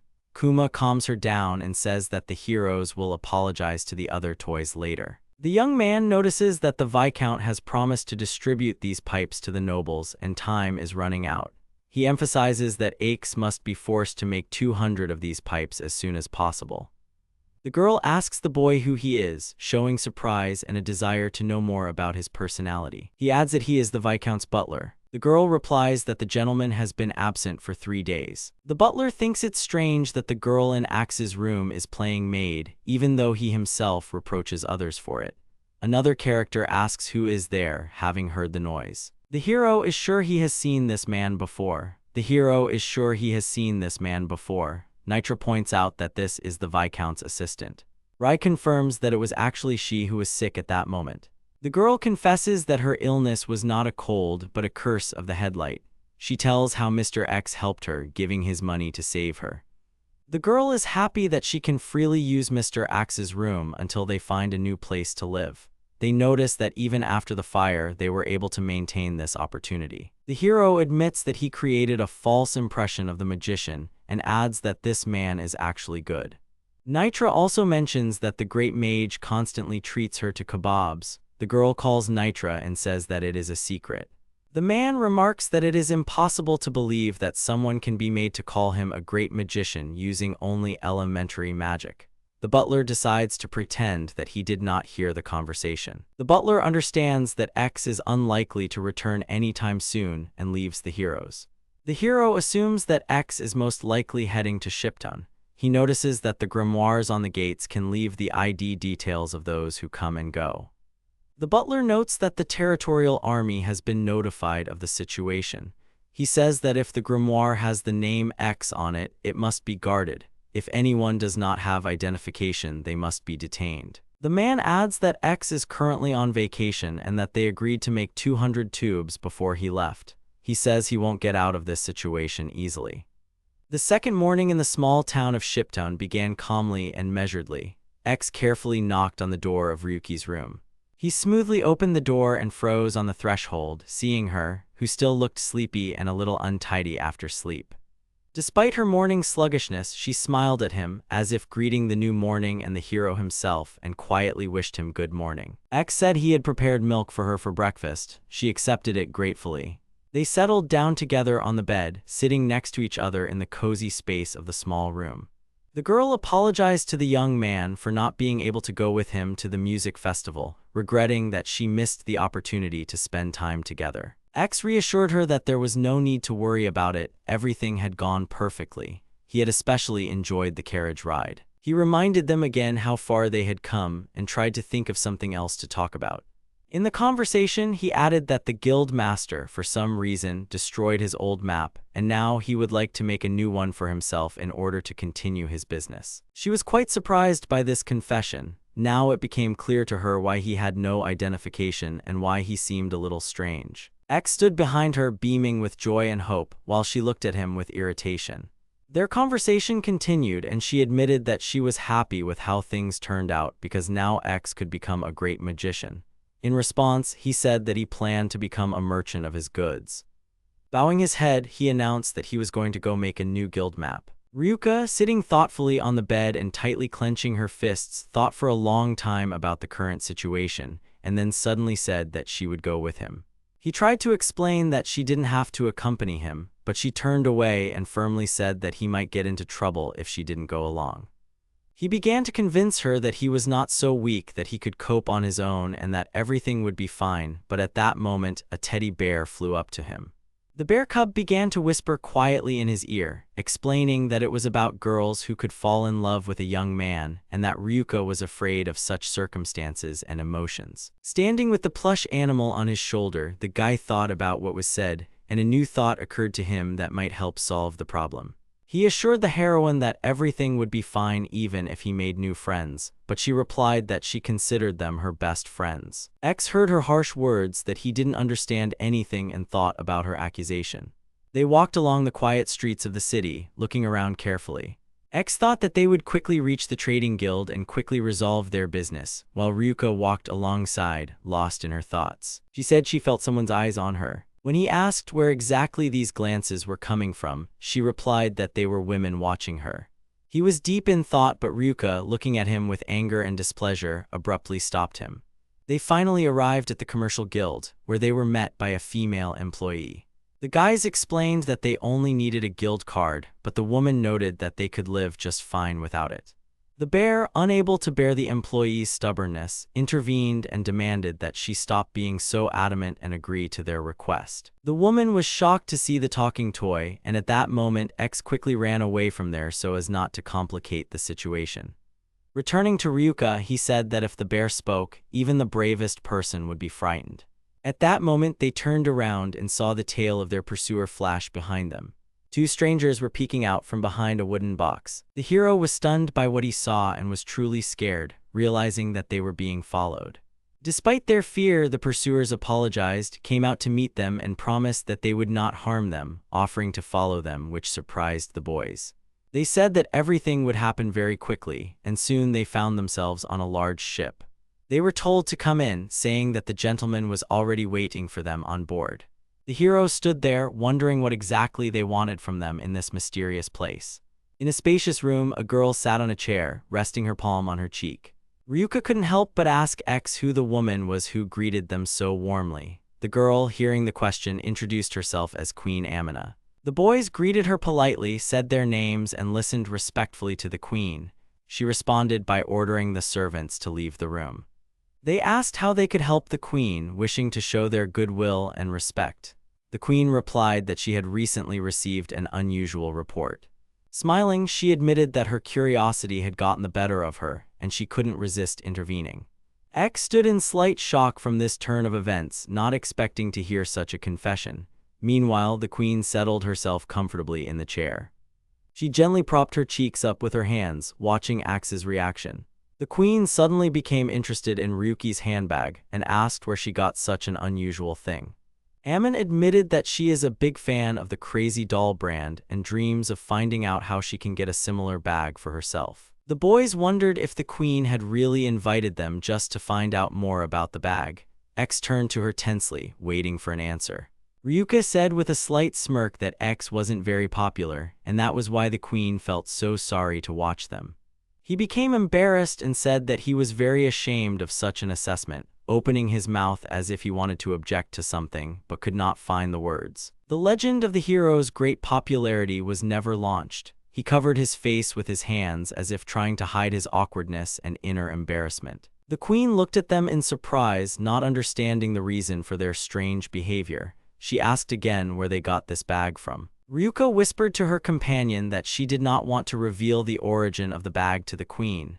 Meanwhile, the hero stood with his face covered by his hands. The heroine remained silent, showing reluctance to tell the queen, and X quietly confirmed that he understood her position and respected her decision. The queen asked what was going on, but the young man decided to introduce himself again in order to avoid creating an awkward atmosphere and explain the situation. He revealed that Ryuka was the designer of the Crazy Doll collection, which aroused genuine interest and surprise in the queen. The queen, her mouth open in surprise, admitted that she was a big fan of Ryuki's work. A little embarrassed, Amin asked if it would be possible to place an order with Ryuki herself, expressing sincere interest and admiration for her work. He began to explain that she did not just look at the money but also cared about each client, putting her soul into her business. The queen asked about his relationship with the girl. She winked at him and exclaimed with a smile, assuming that he was Ryuki's boyfriend, causing a slight embarrassment to both of them. X hesitated, not knowing how to answer, and the girl with a funny expression on her face commented on the situation, noting that the queen had gotten a little ahead of herself. The queen couldn't believe her ears from happiness and exclaimed, and her mood became even more elevated and brighter. She said that she was in a great mood and that the boys could ask her for anything they wanted. The guests were stunned by such generosity. The bear cub whispered to the young man that it was time to get an ID card, reminding him of important matters. The queen heard this and asked if Axe really did not have an ID. He began to explain.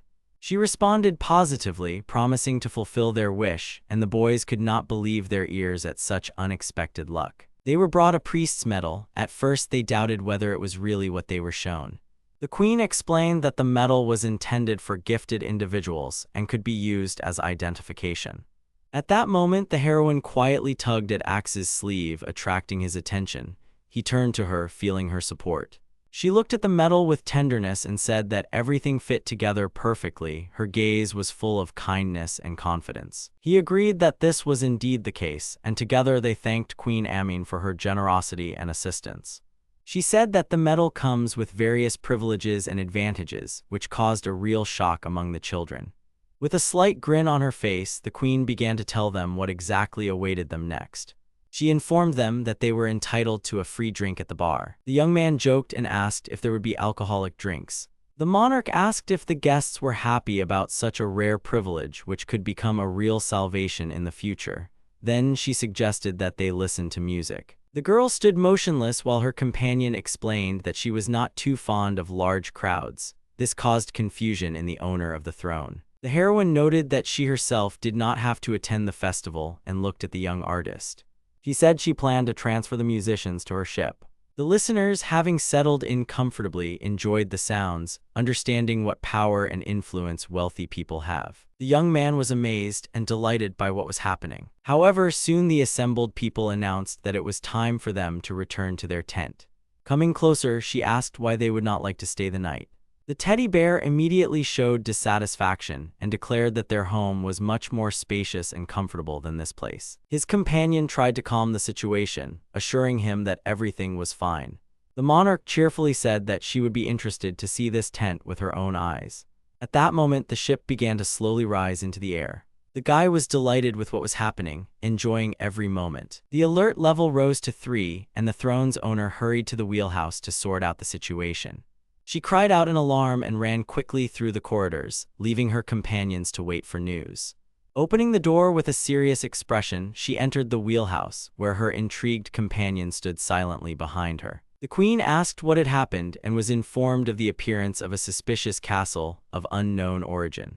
Lost in thought, she pressed her palms to the door, turned to the young man and began to outline the current situation. With a slight smile, he explained that the castle he had described was their tent. The owner of the throne was astonished by what she heard. It caused her real shock. After receiving the information, the alarm was lifted. Gratitude was expressed for the assistance and transport provided, to which the queen replied that she was always happy to lend a helping hand. Once at the castle, she expressed admiration for its scale. The monarch announced an upcoming event that was to take place here tomorrow. The young man supported the idea. They entered the so-called ghost house. The companion stepped into the castle. Everyone was amazed by the rich shelves and unique architecture that make this castle exceptional. A lively conversation began about the future of the building, and the young man offered to stay here for a while if he wanted to. The owner of the throne expressed a desire to explore every corner of the castle. There was already a commotion in the castle. The Viscount ran his fingers thoughtfully over his glass, wondering when they would finally be able to find Axe. Suddenly, he was called out to and turned around, starting a conversation with a stranger in an elegant tuxedo. The stranger smiled as if hiding some secret and, as he left, remarked that he wanted to introduce the Viscount to the princess. At that moment, the Count heard the girls nearby discussing him, which made him smile in the hope of pleasant words. However, it turned out that the content of the conversation was not at all what he expected to hear.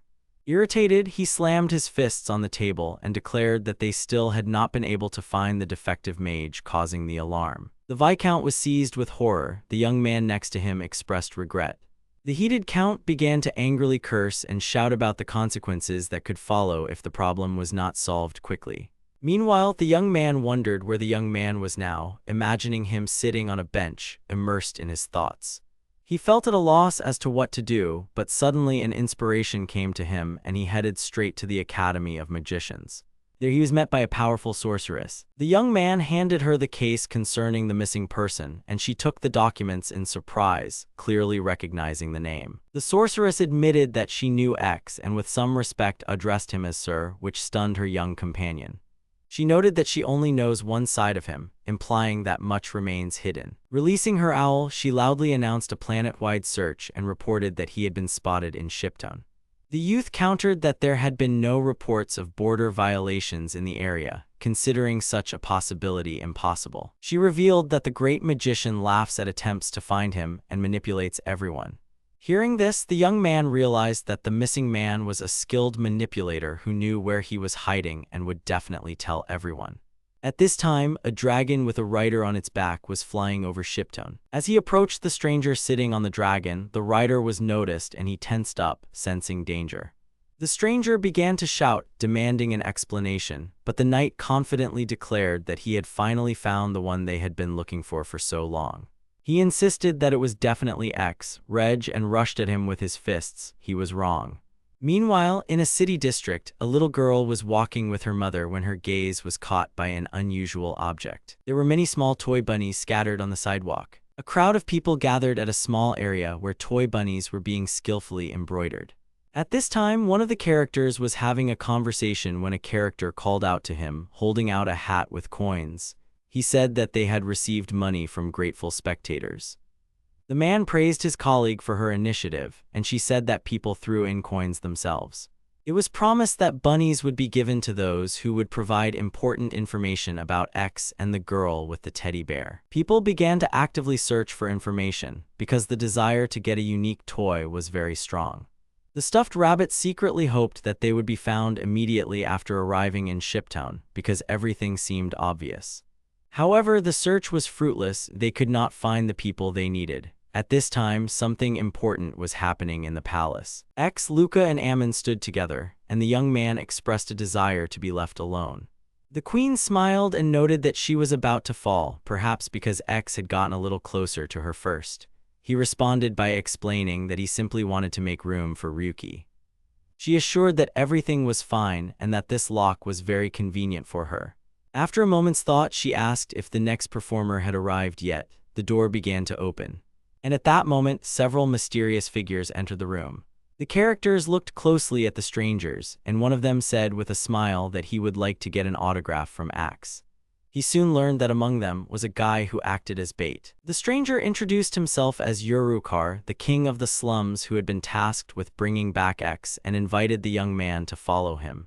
He warned that if he refused, things would go badly. Lost in thought, the young man realized that he could not endanger others. He stood up firmly and declared that he would go, leaving Ryuku behind. X asked that no one harm anyone but himself. Yaru promised with a smile to keep the agreement. Ryuka took the boy by the hand and called out to him, but he only smiled in response. Without saying goodbye, he left, and the girl watched him with tears in her eyes. The queen asked the man why the boy was being taken away. He replied that he had been promised gold for capturing X. She said she would hire him, and the man was surprised. With a calm look, she offered 5 gold coins. Yaru's colleague, noticing the authenticity of the coins, laughed. The happy man agreed to work for Mrs. Ammon. He entrusted the young man with the care of Rai. The door slammed shut, and the queen was very pleased that she had been able to settle the matter. Meanwhile, the heroine rushed to him in tears. He apologized for making her worry, thanked the queen, and promised to return the money. The girl pressed herself against him and he asked her to stop crying. She responded with a pitiful look and demanded that he stop his antics. Looking at him resolutely, she promised to help. He hugged her tightly and thanked her for being angry with him. He stuck out his little finger and promised that everything would be fine and that he would start taking care of himself. They promised each other this by crossing their little fingers, and the stuffed rabbit added that he would never leave him. Ryuka looked at him with a surprised expression, and the rabbit straightened up proudly. Ammon said she knew what had happened and that someone was looking for them. She offered to let them move to her country. He became lost in thought, lost in his thoughts. He thought about emptiness. X peered thoughtfully at the black ball. Suddenly, a small baby appeared in front of him. He carefully stood on the X's palm. The guy realized that in fact he still knew nothing about himself, and this emptiness encompassed everything around him, and the previous feeling of joy was just an illusion. He turned to the void and asked what it was that it wanted X to do for her.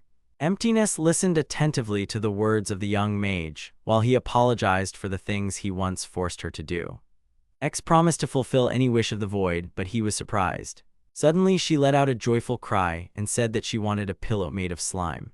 The young man looked at the baby with affection, smiling heartily. Suddenly, he called out loudly to Ryuko, who stood motionless with a calm and thoughtful expression on her face. The girl asked what was going on, and X said that they needed to return home tomorrow, delivering the news decisively. He asked if they were really going to leave, and she admitted that she was sad. She asked if she could come back next year, wanting to preserve those memories. The hero said that their return was possible. At this point, Queen Ammon noticed that the travelers would set out on their journey tomorrow. She said that she would instruct her assistants to dismantle the tent. X replied that he seemed to have forgotten to give something in return. In response, she was amazed and seemed to be delighted. The queen then asked to accept 5 gold coins from each, to which the young man looked at her in surprise. He asked her if she was sure about this decision, and she, in turn, asked what they planned to do with the pursuers. He began to outline his plan of action to her, mentioning the Viscount. Ammon expressed her dissatisfaction with the man in harsh terms and promised to give the boys a ride just in case. She admitted that she could not be sure of their safety and added that she would help them. He thanked her, and the girl stood silent at that moment. The stuffed rabbit asked cautiously if they could ride in the queen's carriage, but the boys decided they needed to think about it. The Viscount greeted the owner of the throne with a joyful smile. She asked how he was doing, and behind her stood X and Ryuka. The high society man turned around and unexpectedly met the gaze of the young magician. The aristocrat offered the job applicant a position with a salary of 3 gold coins. However, he immediately noticed that the young man was clearly unhappy. The guy firmly declared that he would never serve such a gentleman. The representative of the nobility was astonished by such a sharp and decisive refusal.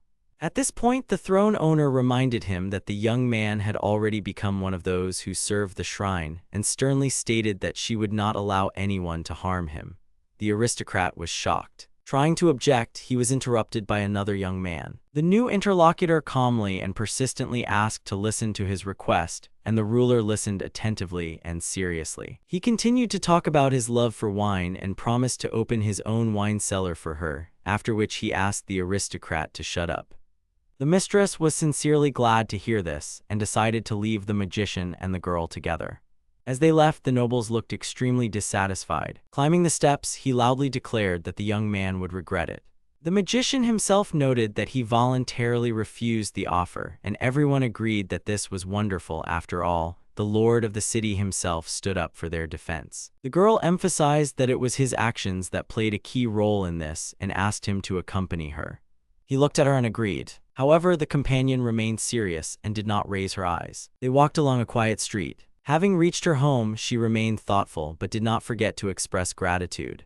He replied that she should thank him. She suddenly realized that all this time she had been dreaming of stopping time. With her eyes closed, she hoped that something would happen now that would give her the strength to endure the upcoming trials. In her soul, she realized her deep love for him. As she continued to think, she realized that she didn't want to let anyone near him. Opening her eyes, she quietly asked if she had embarrassed him with her behavior. The soft plush animal noticed that if he were the young man, he would have run away long ago because of her persistence, and the girl, a little irritated, walked on. The little animal decided to pretend that he hadn't heard anything.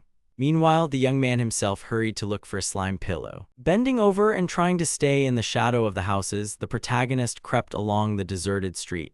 2 townspeople were animatedly discussing something near the entrance to the shop. Almost reaching the end of the street, he heard one of the townspeople announce a reward of a whole silver coin for anyone who could discover his whereabouts.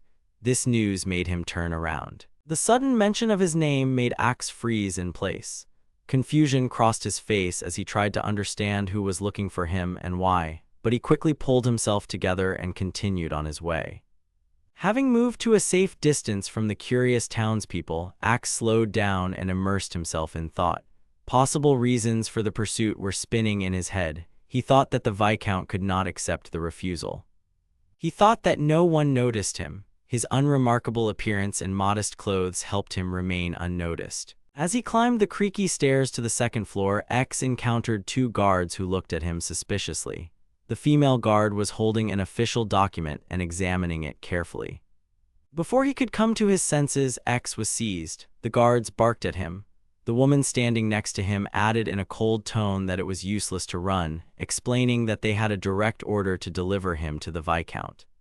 Hanging in the air, X tried to explain that he had already met with the Viscount and all issues were resolved. But the guards remained adamant. They continued to hold him in the air. A maid was watching what was happening from behind a slightly open door of one of the rooms. Hearing that the guards were not concerned with the guy's explanations, she could not stay away and stepped forward. Stepping out from the shadows, the girl introduced herself and, turning to the guards, asked whether their captive really was the owner of the inn. The maid was puzzled by what was happening, but nevertheless greeted Axe as an honored guest. In response, he said that he had simply returned to his room. X was deeply upset that even the simple journey to his own room turned into a real ordeal. Rai, with her head bowed, tried to convince the guards of the guy's integrity, insisting that he could not have done anything reprehensible. He, carefully choosing his words, tried to confirm the girl's words, but his speech, interrupted by long pauses, was lost in the air and did not reach the guards. Tears filled the young man's eyes as he declared in despair that he no longer wished to work. The guards were completely confused. They could not believe that the reason for their search was a simple refusal to work. The confused guards stepped aside to discuss the situation. X, wiping away tears, stood next to Rai, who continued to stand in the doorway, ready to protect her master. Wiping away the last of his tears, he looked hopefully at the guards, believing that the incident was over and that now he would finally be allowed to enter the hotel. However, despite his explanations, the guards remained adamant. They said that it was just their job. When the guards grabbed him by the arm, the hero began to desperately resist, trying to break free. He screamed that it was none of his business. At that moment, when the tension reached its peak, a thin chain slipped out of the pocket of his clothes. The metal slipped out of his pocket and rolled with a light ringing sound across the wooden floor of the second floor, attracting everyone's attention. One of the guards bent down, picked up the metal from the ground, and began to examine it carefully. The puzzled guards, not hiding their surprise, began to question him about the origin of the metal. The protagonist asked to return the precious symbol, explaining that the metal was given to him by Queen Ammon herself. The guard, taking the metal in his hands, studied the engraving with the name X for a long time and carefully, checking every detail. He was convinced of the authenticity of the sacred symbol, which signified high status and immunity. With a thoughtful expression on his face, the lawman began to put all the pieces of the puzzle together. His gaze became more attentive and respectful. At that very moment, the guards, realizing their mistake, fell to their knees before the young man, bowed low, and began to apologize for their behavior. The protagonist was amazed by such a sudden change in the guard's attitude. The guardian of order, handing the medal back to its owner, now with complete trust, explained that the Viscount's order was dictated solely by selfish motives and did not take into account his true status. Stunned by the events that were happening, the boy, stuttering with excitement, confirmed the guard's words and carefully took his medal back. In his heart, he expressed gratitude to Queen Ammon for the medal she had given him, which, as it turned out, had saved him from an unfair accusation. The defenders of the law, realizing their mistake, quickly left the hotel, apologizing and assuring that the adventurer could now safely return home. The heavy door of the hotel closed with a loud bang, as if cutting off all the troubles of the past day from the cozy silence of the room. The protagonist, not hiding his happiness, spread his arms out to the sides, enjoying the moment of return.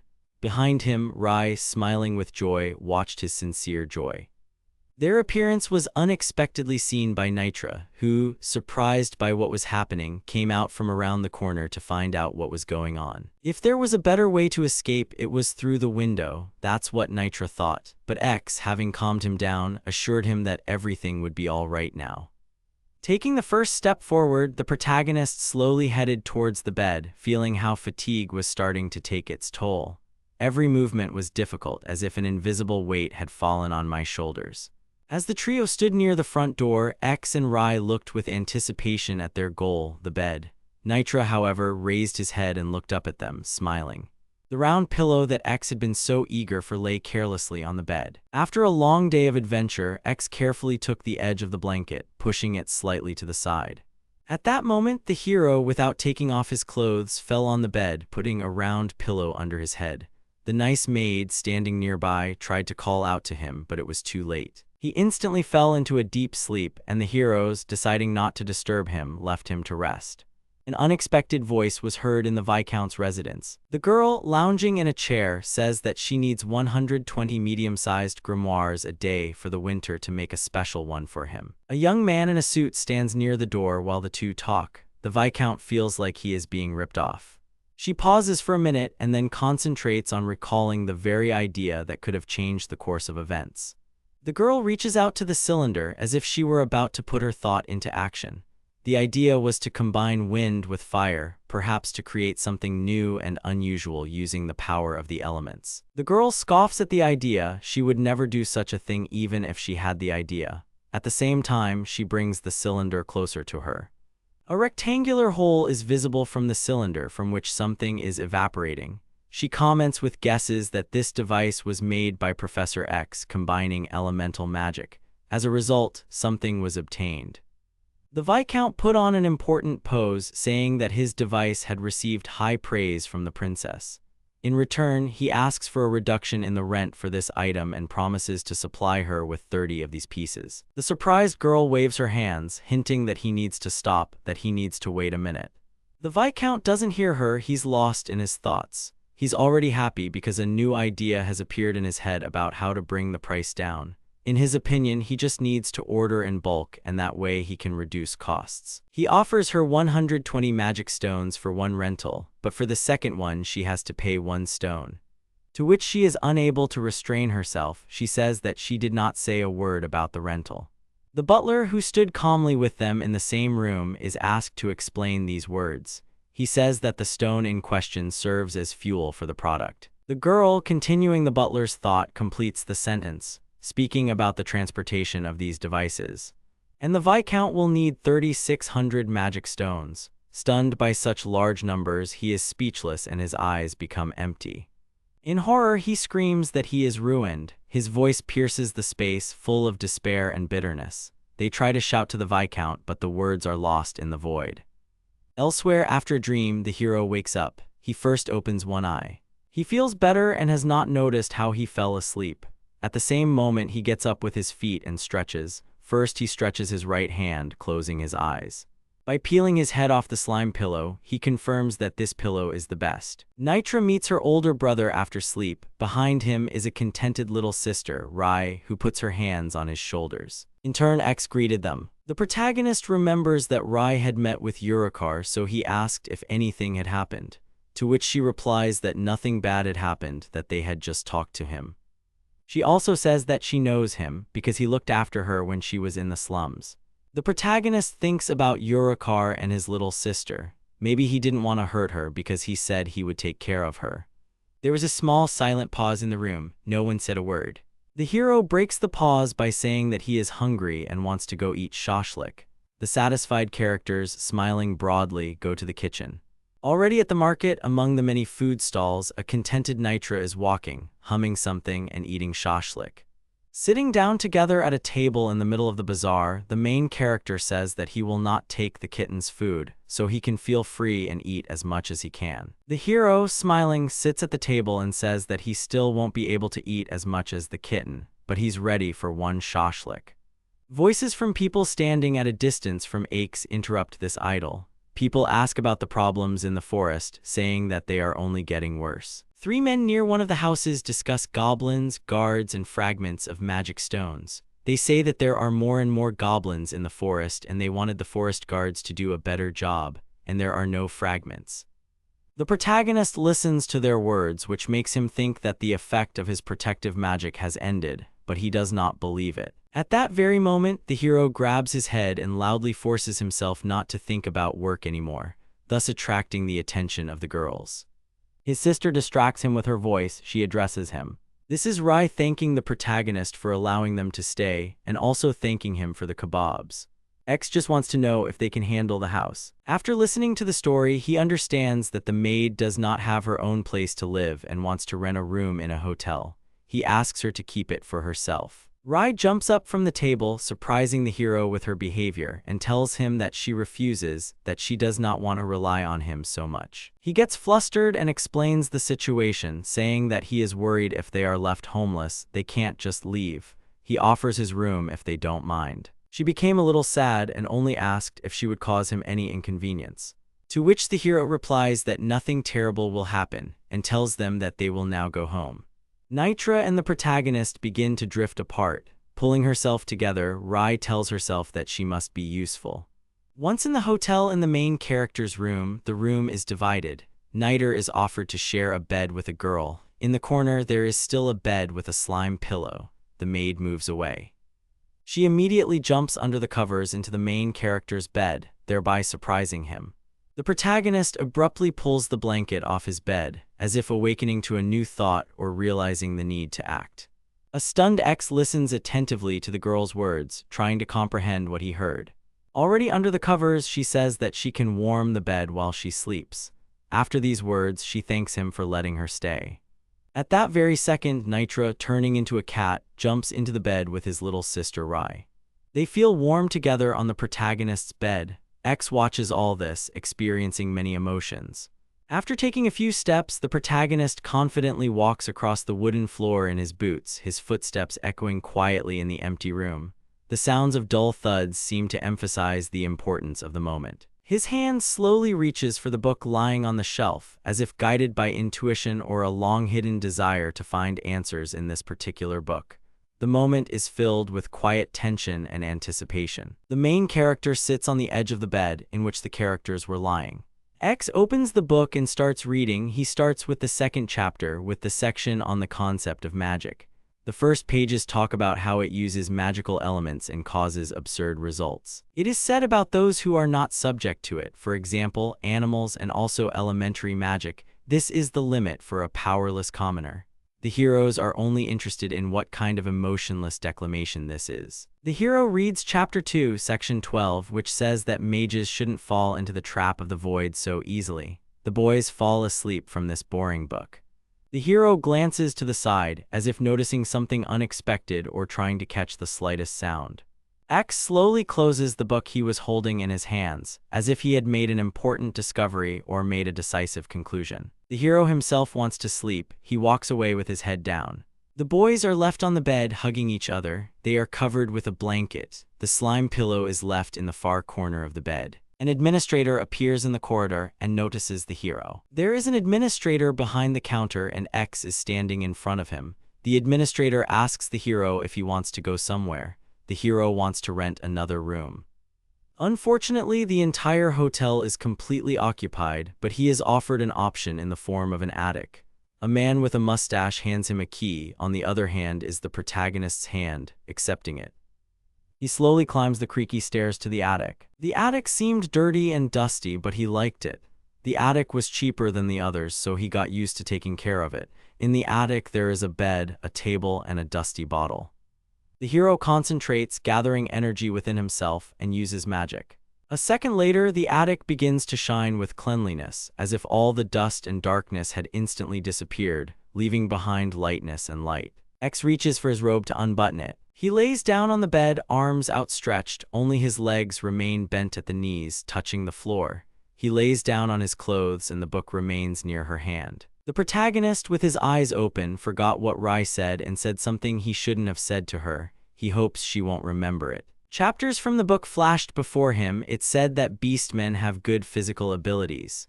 Nobles with magical qualities are more prone to illness. Gifted ones can cope with the void.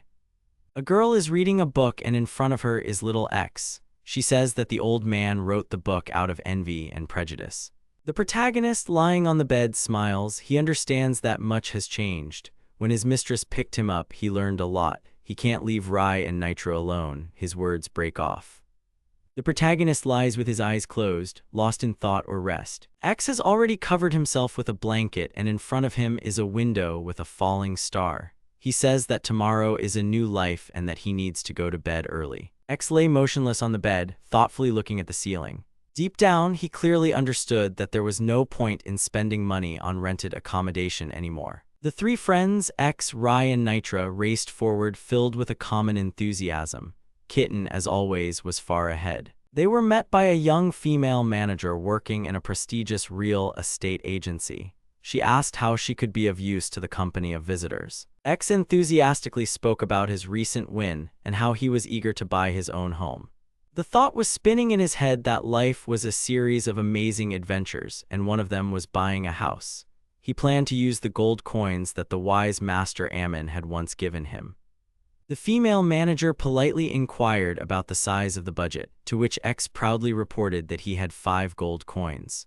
The girl couldn't help but smile slightly at the unusual answer. This budget proposal was clearly outside her usual experience of working with clients. She looked at the young man carefully, realizing that with such a limited budget, finding a place to live would not be easy. However, X, maintaining a satisfied expression on his face, assured that there were no special requirements. With his head slightly tilted to the side and still smiling, he thought about how his magical abilities could transform any home. The administrator, dressed in a formal business suit, enthusiastically informed visitors that she was ready to show them the most suitable options for houses. Her graceful hand with its impeccable manicure pointed to an unusual structure, proudly bearing the name Rock House. The young people looked at the facade of the house with genuine curiosity, wondering how a rock could appear in the name. The administrator hospitably opened the massive entrance door and gestured for visitors to step over the threshold of the unusual home. Stepping over the threshold, they froze in amazement at the amazing interior. Their shock was increased when one of them involuntarily opened his mouth in surprise and then quickly covered it with his hand, trying to hide his astonishment. Raising their heads up, they finally saw what had so amazed their imagination. The ceiling vaults really did resemble natural rock. They were told that they were looking at a unique design project inspired by natural rock formations. Upon hearing that the bedroom was on the 3rd floor, one of the visitors doubted its convenience. After a thorough inspection, he firmly decided that this unusual house did not correspond to his ideas about the ideal home. It was not so much the height that scared him, but the concept itself, which seemed too extravagant. The next point of their inspection was the city's slums, neglected and cramped quarters, where a completely different atmosphere reigned and a completely different type of real estate, sharply different from the well-appointed other houses. The administrator, making a wide gesture with her hand, invited them to follow her in the direction of an unremarkable building that looked more like an abandoned warehouse than a residential building. What appeared before their eyes looked more like ruins than a living space. Collapsed walls, broken bricks, and the absence of a roof created a grim picture of abandonment. Noticing the bewilderment on the visitors' faces, she sheepishly explained that the house was designed in an open-plan concept, which raised new questions. At that moment, their little companion, sensitively reacting to extraneous sounds, pricked up his ears and pressed them to his head, as if preparing for possible danger. Stepping forward boldly, he rushed in front of his master, ready for a possible attack. His fur stood on end and his tail fluffed up with tension. His reaction was lightning fast. He managed to catch the flying stone right with his hand, demonstrating amazing dexterity and speed. The owner, overcome with anxiety for the safety of his friend, quickly rushed to find out whether he had been hurt while catching the dangerous projectile. Suddenly, 3 locals emerged from behind the ruins. Mistaken for invaders, they began making an angry noise, waving sticks and demanding that the area be immediately abandoned. The visitors rushed to clear up the misunderstanding, quickly explaining that they were just looking at the house and had no ill intentions. One of them, slightly nervous and trying to sound convincing. Having realized the true cause of the conflict, one of the heroes felt sincere regret and awkwardness for what had happened. After talking with local residents, it became clear that the house could have been habitable if not for the lack of a roof, which was now used by local children for games and entertainment. Realizing that this option was not suitable, they asked to see other available properties, hoping to find a more acceptable option. After a moment's thought, the administrator, slightly frowning and biting her lower lip, admitted that the proposed house was slightly over their budget, but she had another option to show. The next point of inspection was a cozy area. The kitchen interior greeted them with coziness and neatness. After leading them inside, she described the layout in detail. 3 rooms, a spacious kitchen, a living room, and proximity to a market where they could buy everything they needed for a comfortable life. The young man, fascinated by what he saw, imagined how he could transform this place. However, he began to be tormented by doubts. Would he be able to buy a house and get a loan without having a permanent job? Noticing his concern, the administrator approached him with genuine concern and gently asked about the reasons for his worries. In her outstretched hand lay 3 candies, like a symbol of hope and support, a quiet sign of friendship and warmth. The young man, deep in thought, tried to understand whether his heart really desired this house, or whether it was just a temporary infatuation that would soon pass. In his unusual attire, a small hat and a cloak, he was contemplating a serious step. Was he ready to buy a house, even if he had to work hard to achieve it? A slight smile touched his lips. Perhaps now it was not so much about the house, but about a simple candy. Having tried the treat, he noted with undisguised pleasure its surprisingly pleasant taste, which instantly warmed his soul and somehow magically dispelled the last doubts that tormented his heart. With a sincere, slightly embarrassed smile that made his face especially attractive, he admitted that perhaps right now, at this special moment in his life, he really needed this house. Overcoming his natural indecisiveness and inner timidity, he nevertheless decided to approach the administrator politely and a little hesitantly, asking to give him a little more time for an extremely important conversation. She, struck by his sudden address, responded to his request with genuine surprise, and he, feeling extremely awkward under her attentive, scrutinizing gaze, lowered his eyes in embarrassment. His gaze unmistakably betrayed the most cherished desire of his entire life, which he was finally ready to voice, overcoming all his fears and doubts. Gathering his courage, he took a deep breath of fresh air, as if preparing to take the most important leap of his life. With his head held high, in which determination and slight uncertainty were surprisingly combined, he announced his intention to buy a house. The news of the purchase brought the administrator to sincere, genuine joy. He thanked the future owner with all his heart for the decision he had made. While they were leisurely heading to sign the fateful agreement, the little furry companion, completely bewildered by what was happening, only meowed in bewilderment. The ex and the administrator were talking enthusiastically in the spacious lobby of the real estate agency. The woman, beaming with joy, sincerely congratulated the young man on his successful choice of housing. Suddenly, as if drawn by a magnet, his gaze was drawn to the far corner of the room. Someone's figure was moving there. The young man froze, unable to tear his eyes away. In a luxuriously furnished room, decorated with tapestries and antique furniture, sat a young girl. The girl, adorned with an elegant crown studded with precious stones, rose gracefully from her seat. She announced that it was he they were expecting. Without thinking, he waved his hand to the stranger, as if to an old friend. But at that moment, the administrator, turning pale as a sheet, exclaimed that in front of them was Princess Lula Whiting herself. Despite the shocking news, the young man continued to smile at the girl, as if he had met an old friend. The princess rose gracefully from her seat, and at that moment the young man finally realized that this was not an ordinary girl standing before him, but a real ruler. Clutching his head, he mentally scolded himself for his short-sightedness, realizing how ridiculous he looked in the eyes of the princess. It flashed through his mind that he was a fool. She watched his reaction calmly, and her faithful servant gallantly offered her his hand. At that moment, the young man noticed how gracefully she accepted his help. He was so confused by what was happening that he began to scream from the emotions that overwhelmed him, being in complete confusion. The princess, to everyone's surprise, admitted that she had looked into his past. There was genuine sadness in her voice as she shared her discoveries. She bowed deeply and apologized, completely stunning those present. Her graceful, dignified movement left everyone present holding their breath. X couldn't believe his eyes. The princess herself bowed before him and asked for forgiveness.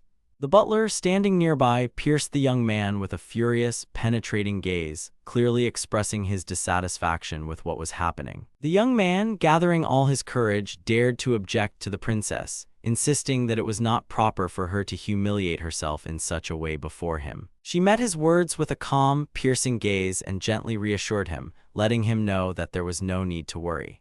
The butler, not hiding his disappointment, turned away from the princess, clearly not approving of her behavior. X, stumbling with excitement, thanked her for her kind words, but hastened to assure her that everything was fine. The princess looked at him with genuine bewilderment, trying to understand the reason for his confusion. With a charming smile on his face, the young man thanked her for not holding a grudge against him. The girl continued to look at him with a mysterious smile, as if she was about to reveal some secret. At this point, X, feeling awkward under the gaze of those around him, admitted that he was in a difficult situation. He did not know how to address the girl. She was genuinely surprised by such a question, and a look of genuine surprise flashed across her face.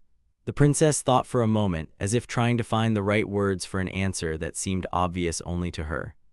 Coming closer, she took the boy's hand, the touch light but firm. Lula said he could address her as his friend. At this moment, the princess, turning to her faithful servant, said imperiously that the time had come to announce our decision. He began his speech with an air of importance, choosing each word carefully. The butler announced that as a sign of deepest gratitude for his services, His Majesty and he himself wished to present the young man with a house of his choice. The young man was so flattered by this attention that he could hardly speak. With a stumbling voice and a slight emotion, he muttered that it was too generous a gift and added that he was not worthy of such an honor. When asked about his preferences in choosing housing, the young man modestly answered that any inexpensive option would suit him. The main thing is that the house is cozy and brings joy. The princess and her retinue happily announced that they had the perfect option. With a dazzling smile on her face, she announced that they had found a magnificent home for him, adding that it would only cost 1 coin. X couldn't help but smile widely as he looked at them. Everything that was happening seemed like an incredible dream that he couldn't believe in. His feet seemed to root themselves to the patterned tiles of the floor as a new chapter of his life opened up before him. The mansion that appeared before them turned out to be a real palace. The princess, making an elegant gesture with her hand towards the magnificent building, playfully winked at the young man as if sharing his sincere delight. X, Rai and Nitra stood side by side, unable to take their eyes off their new home. They felt that the future, which had seemed so vague, had suddenly taken on a clear outline. This majestic mansion was now theirs. As he walked up the majestic stone steps of the old mansion, X could not contain his surprise and noted that such a luxurious house could not cost so little. After telling the story of the house, the princess couldn't help but smile and giggled quietly, imagining all the circumstances. Lula said that the house was sold for 1 coin. The hero thought to himself that if this was the only drawback, then he was completely unworthy of such a beautiful house. Seeking advice, he mentally turned to the void, his faithful companion, who he knew always appeared at the most unexpected moments. At that moment, a small void suddenly appeared from under X's cloak. X was so astonished by this sight that he froze for a moment, as if petrified by surprise. His heart began to beat faster when he saw how the void, like a small spirit, began to manifest itself more and more clearly. Emptiness, taking a few unsteady steps with his tiny legs, found himself on the ground, looking incredibly cute and harmless. The guards, noticing the unusual creature, immediately became wary and surrounded the group, loudly declaring their duty to protect the princess. Rai and Nitra, who were behind the guards, tried to calm them down, assuring them that the little void would not harm anyone. X, realizing that the baby had become so material that everyone could see him, was deeply upset. He understood that this was a sign of the strengthening of the magical connection between them, and this could lead to serious consequences. He and the void exchanged long, meaningful glances. The hero thought with alarm that he had reached the 3rd stage of magic. The baby was getting stronger, and the creature was looking at him with its big, kind eyes, as if trying to convey its feelings without words. He knew that if the creature completely invaded his body and materialized, he could become either a demon king, a devil, or a hermit. The further fate of such people remained unknown since they were forced to leave the settlement. No one knew what awaited them in the future, and this uncertainty frightened X no less than possible transformations. The butler, maintaining a serious look and straightening up to his full height, asked to examine the baby. X and Void exchanged looks of concern and determination. The butler, without wasting any time, took out a special device for reading wishes, a strange device that looked like an old camera. The hero looked at the butler in bewilderment when a piece of paper with a wish appeared from the machine. The butler, after reading the note, maintained a serious look, trying to understand the demon's desire.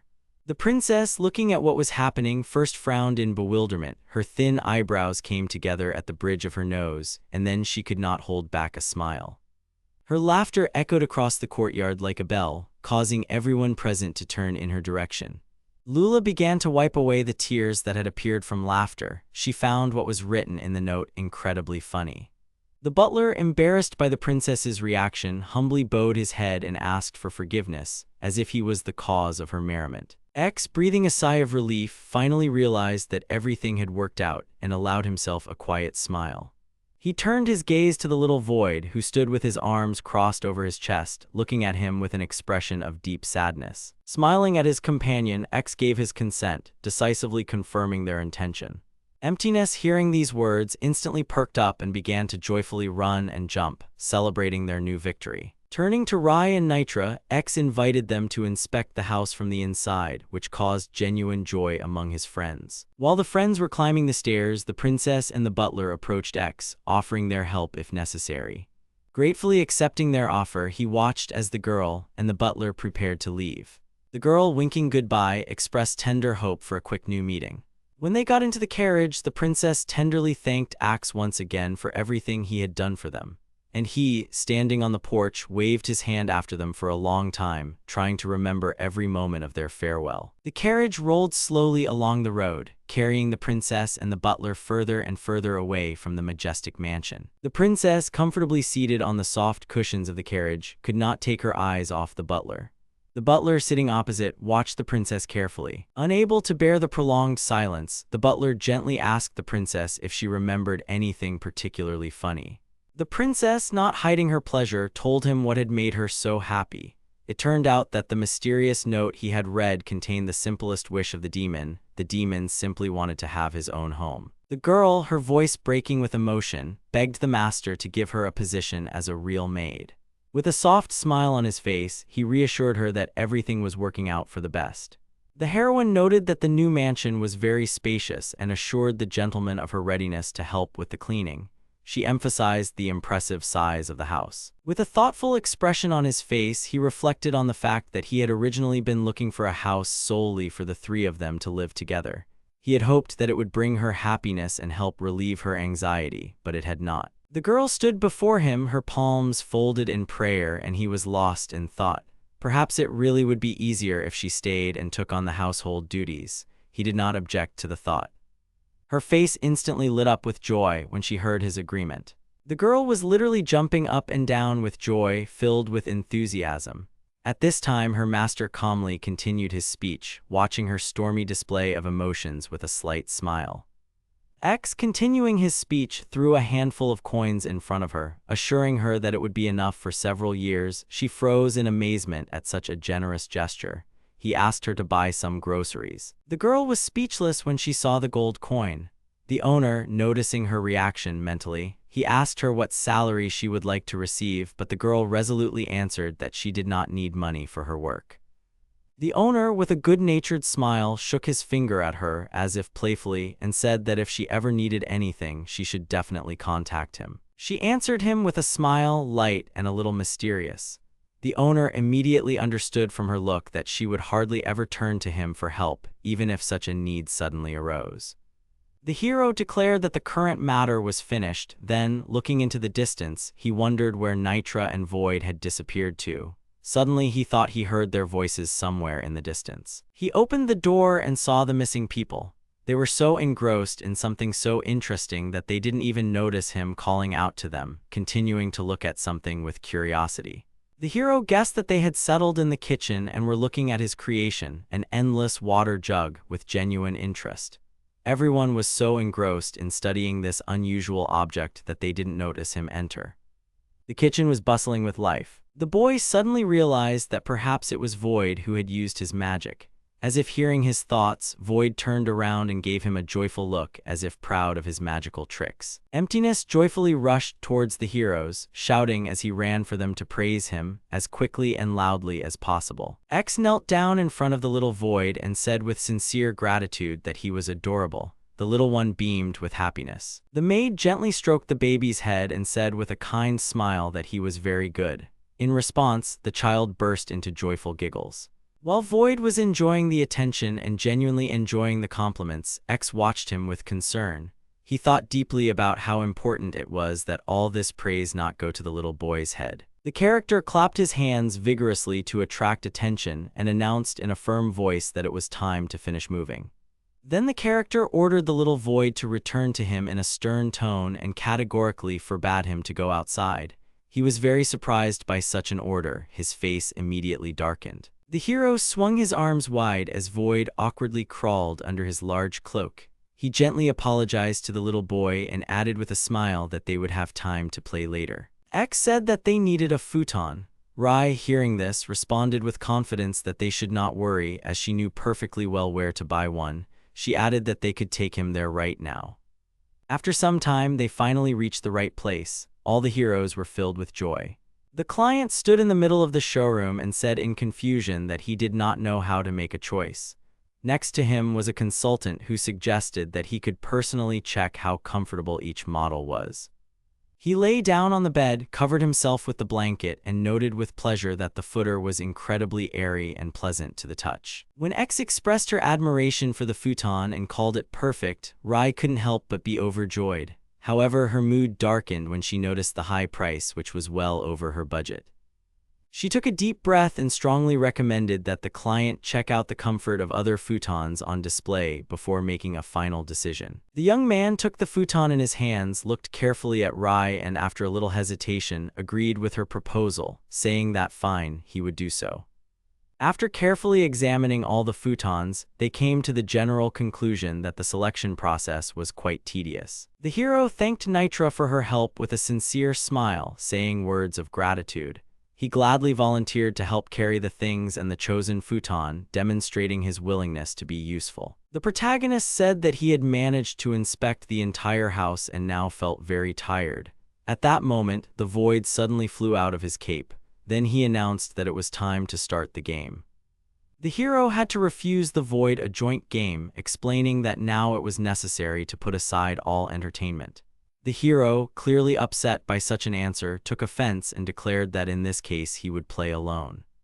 At this time the moon was already shining outside, and in the house emptiness was diligently lighting the lights. He slowly wandered around the house. Every now and then he created balls of wind that floated in the air, casting strange shadows on the walls. The character waved his hand and a glittering ball of ice appeared in the air. The magic easily obeyed his movements, creating a transparent ice miracle. He continued to cast his spell, his face glowing with joy. The words about being called delightful kept coming back to him. Emptiness slowly walked up to the wall where the paintings were hanging.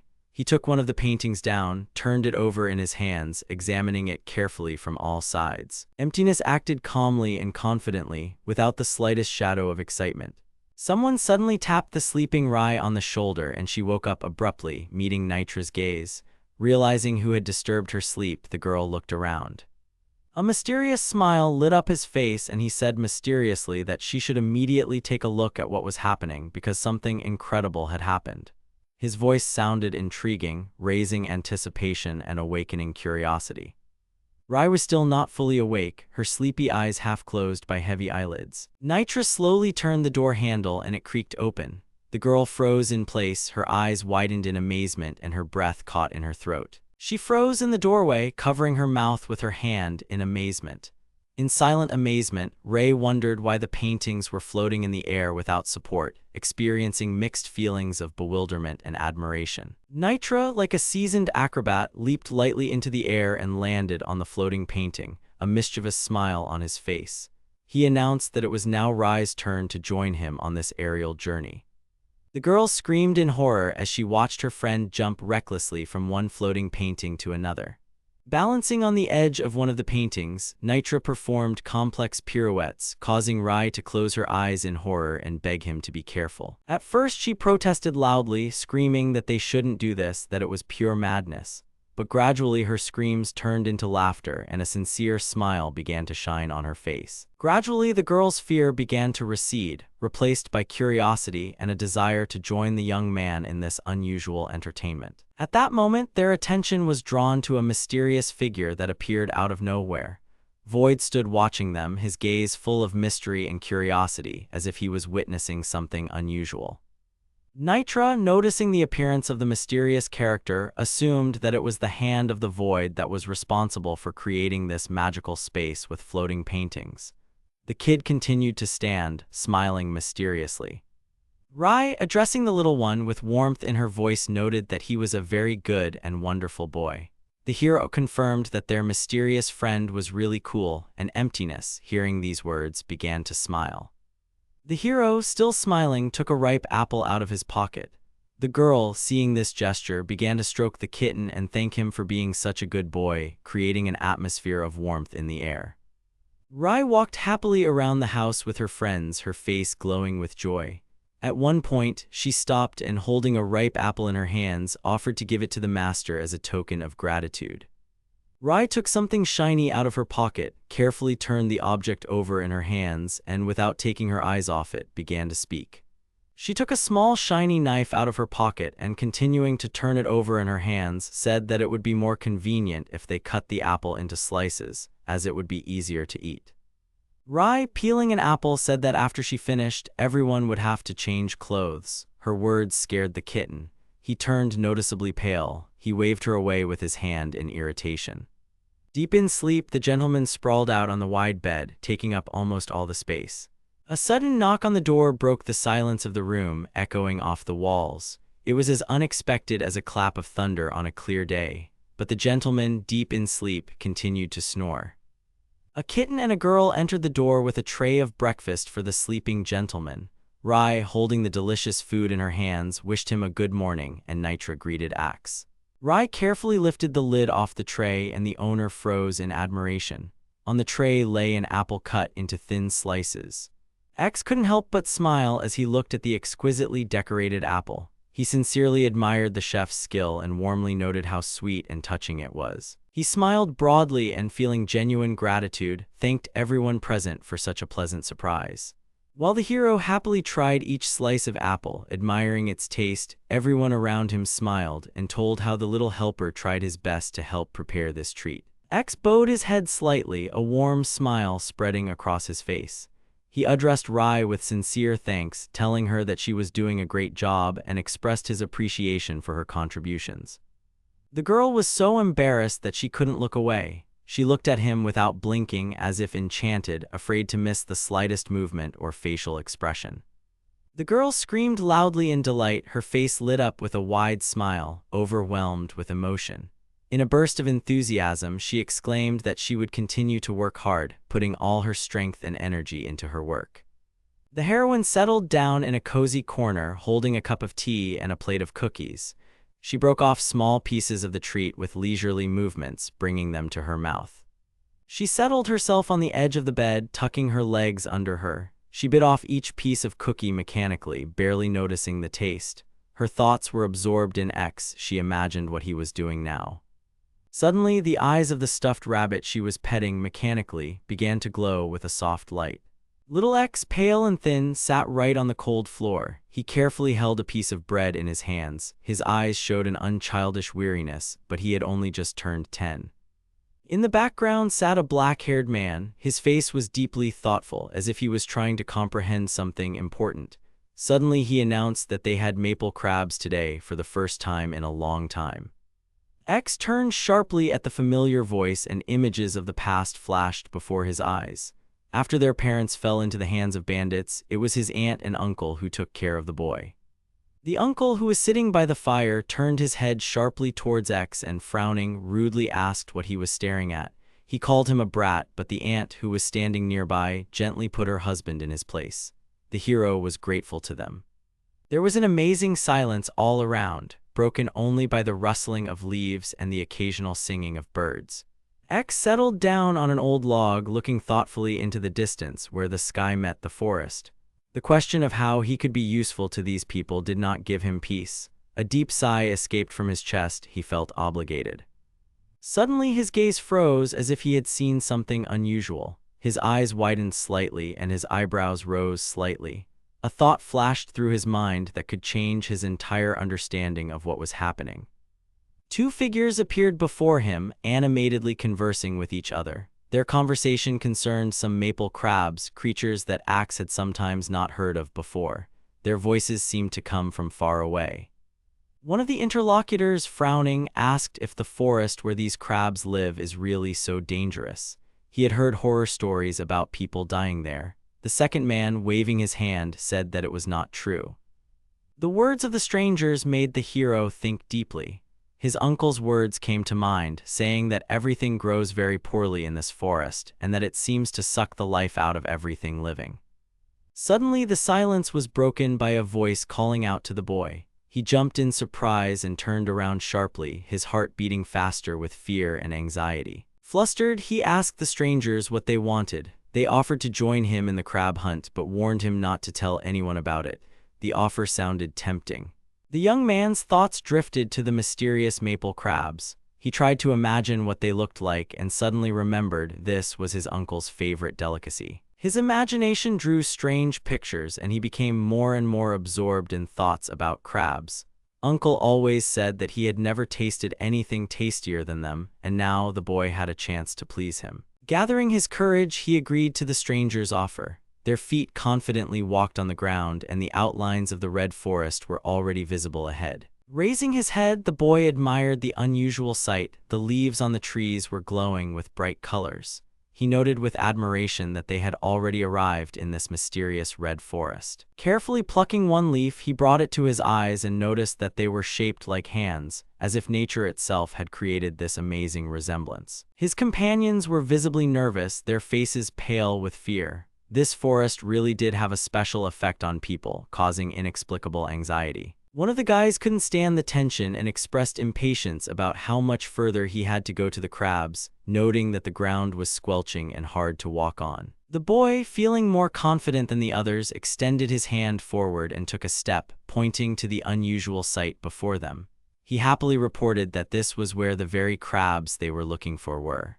His finger pointed to the little maple crabs that were scurrying busily about the ground like little workers doing an important job.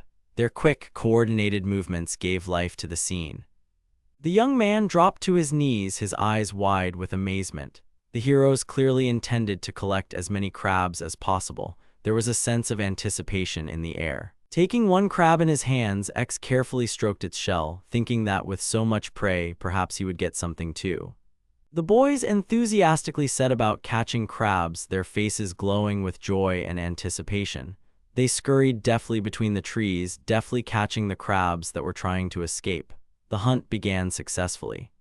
But suddenly one of them jerked his hand away, screaming in surprise and exclaimed in bewilderment what was happening. His sudden reaction alerted the others, and everyone froze, listening to the strange sounds around them. One of the boys, trembling with fear, turned around and muttered that these were some unusually noisy flies that he had never seen before. There was genuine horror and fear in his eyes as he raised his head and saw something that made his heart beat faster. His face turned pale and his lips were dry with excitement. It was a huge swarm of insects. X, still holding the crab in his hands, did not understand anything. He looked at his companions, who were shouting in panic that these were dangerous spiny reapers, predatory insects, about which there are terrible legends. The guys ran away in horror, leaving the hero sitting in place in complete bewilderment. He still couldn't understand what was happening and why everyone was so scared. The young man, absorbed in his thoughts, looked down without taking his eyes off the huge swarm of insects above his head. Suddenly realizing that something was wrong, he looked up and froze in amazement. What met his eyes made his heart skip a beat. Looking at the dark silhouettes swirling in the air, he remembered with horror the stories about the prickly reapers, dangerous insects whose bite could cause unbearable pain. At that moment, his attention was drawn to a strange figure that appeared out of nowhere.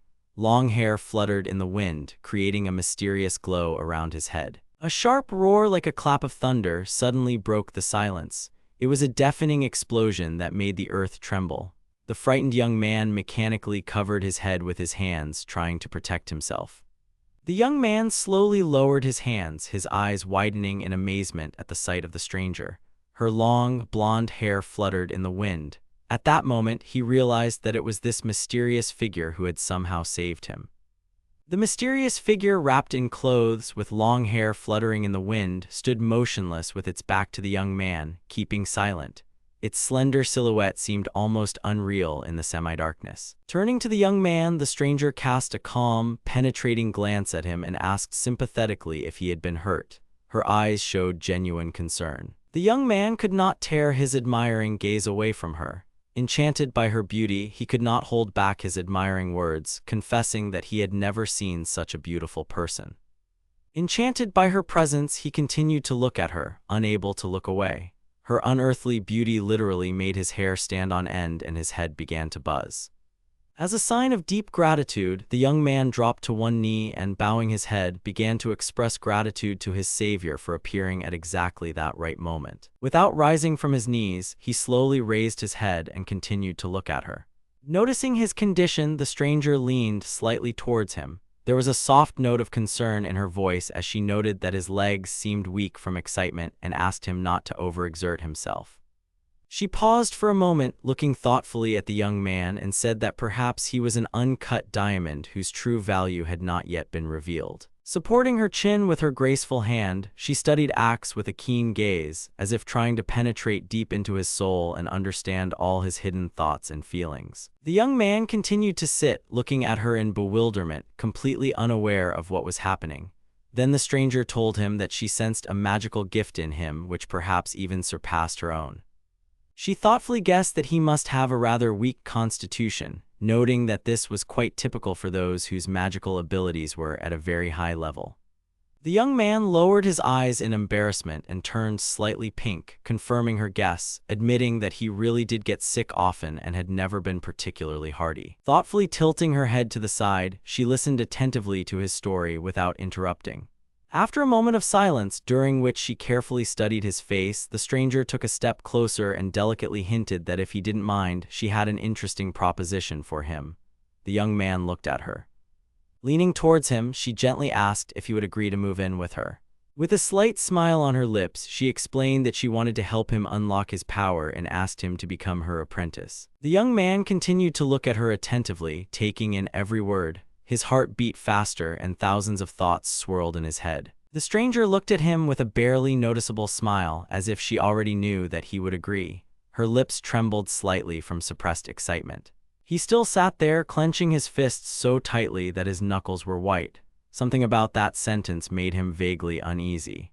Having made up his mind, he took her hand and tremblingly asked her to help him find his way in magic to reach the necessary points of development. He called her teacher with deep respect the first time he said the word with his head bowed.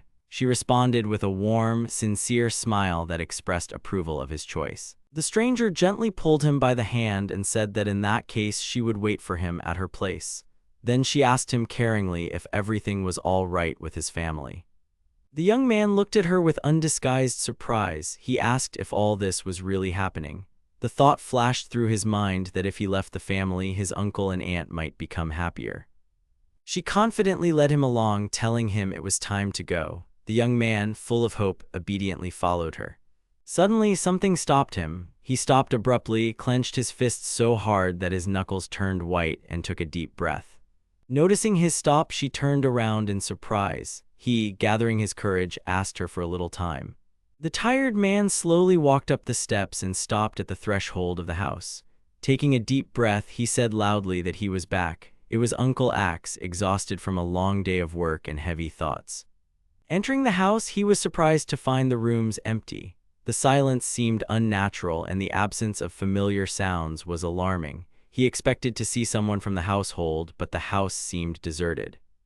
Looking around, he automatically glanced towards the kitchen, where someone was usually. His gaze lingered on that spot, and he thoughtfully lowered the heavy bag he was carrying on his shoulder.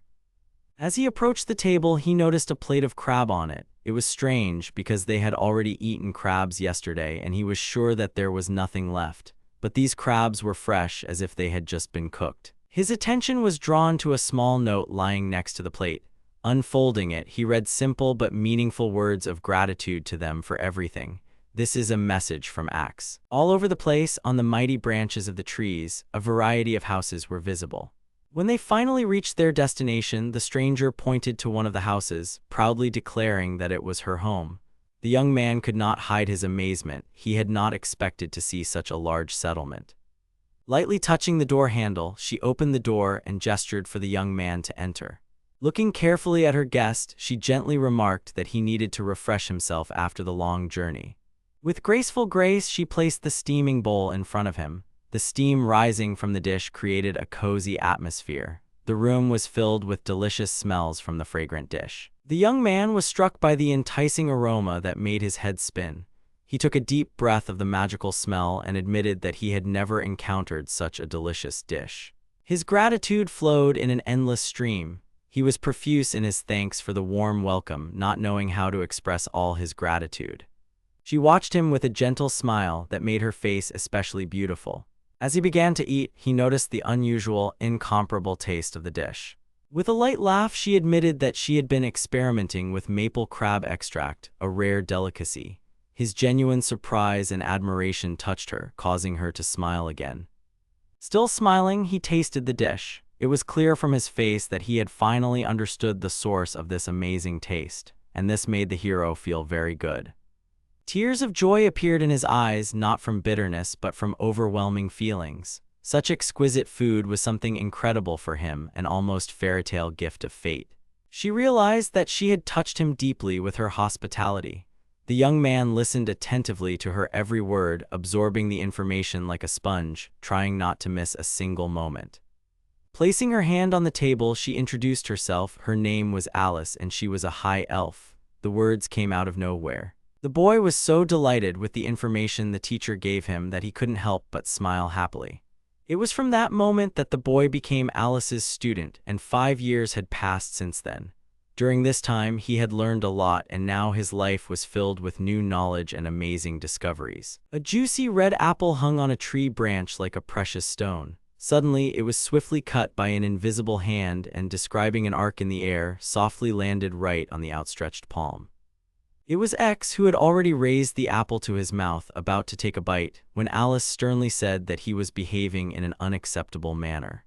Not wanting to continue the unpleasant conversation, he happily announced that he would be leaving for a short while, still holding the half-eaten apple in his hand. Alice watched as Axe rose into the air, and an uneasy feeling came over her. She knew his power was growing too fast, too quickly for his age and experience. Watching his flight closely, she realized that she was demonstrating only a small part of her abilities.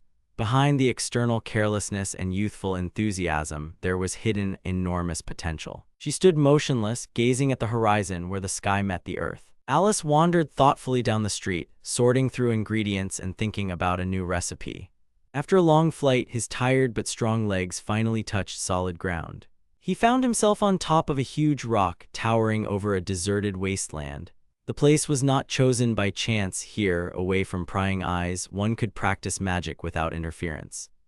With a determined gleam in his eyes, the young man declared that today he would begin his journey to becoming a magician who would surpass his mentor. The hero was sure that to do this, he needed to establish a special connection with the void, the source of power. Remembering Alice's lessons, he suddenly realized that she was teaching him not just to become a magician, but to comprehend deeper truths and wisdom. Despite her warnings, there was a strong determination in his heart to live up to her expectations. He thought about his destiny, that he was ready to become a man, ready to make a deal with the void itself to achieve his goal. His determination was unwavering. Suddenly, a horned guide appeared before him, an ancient intermediary between the world of people and the void. The creature looked at the young man attentively and asked what he wanted and what he was willing to pay for his deal. X answered without hesitation that he was ready to give absolutely everything.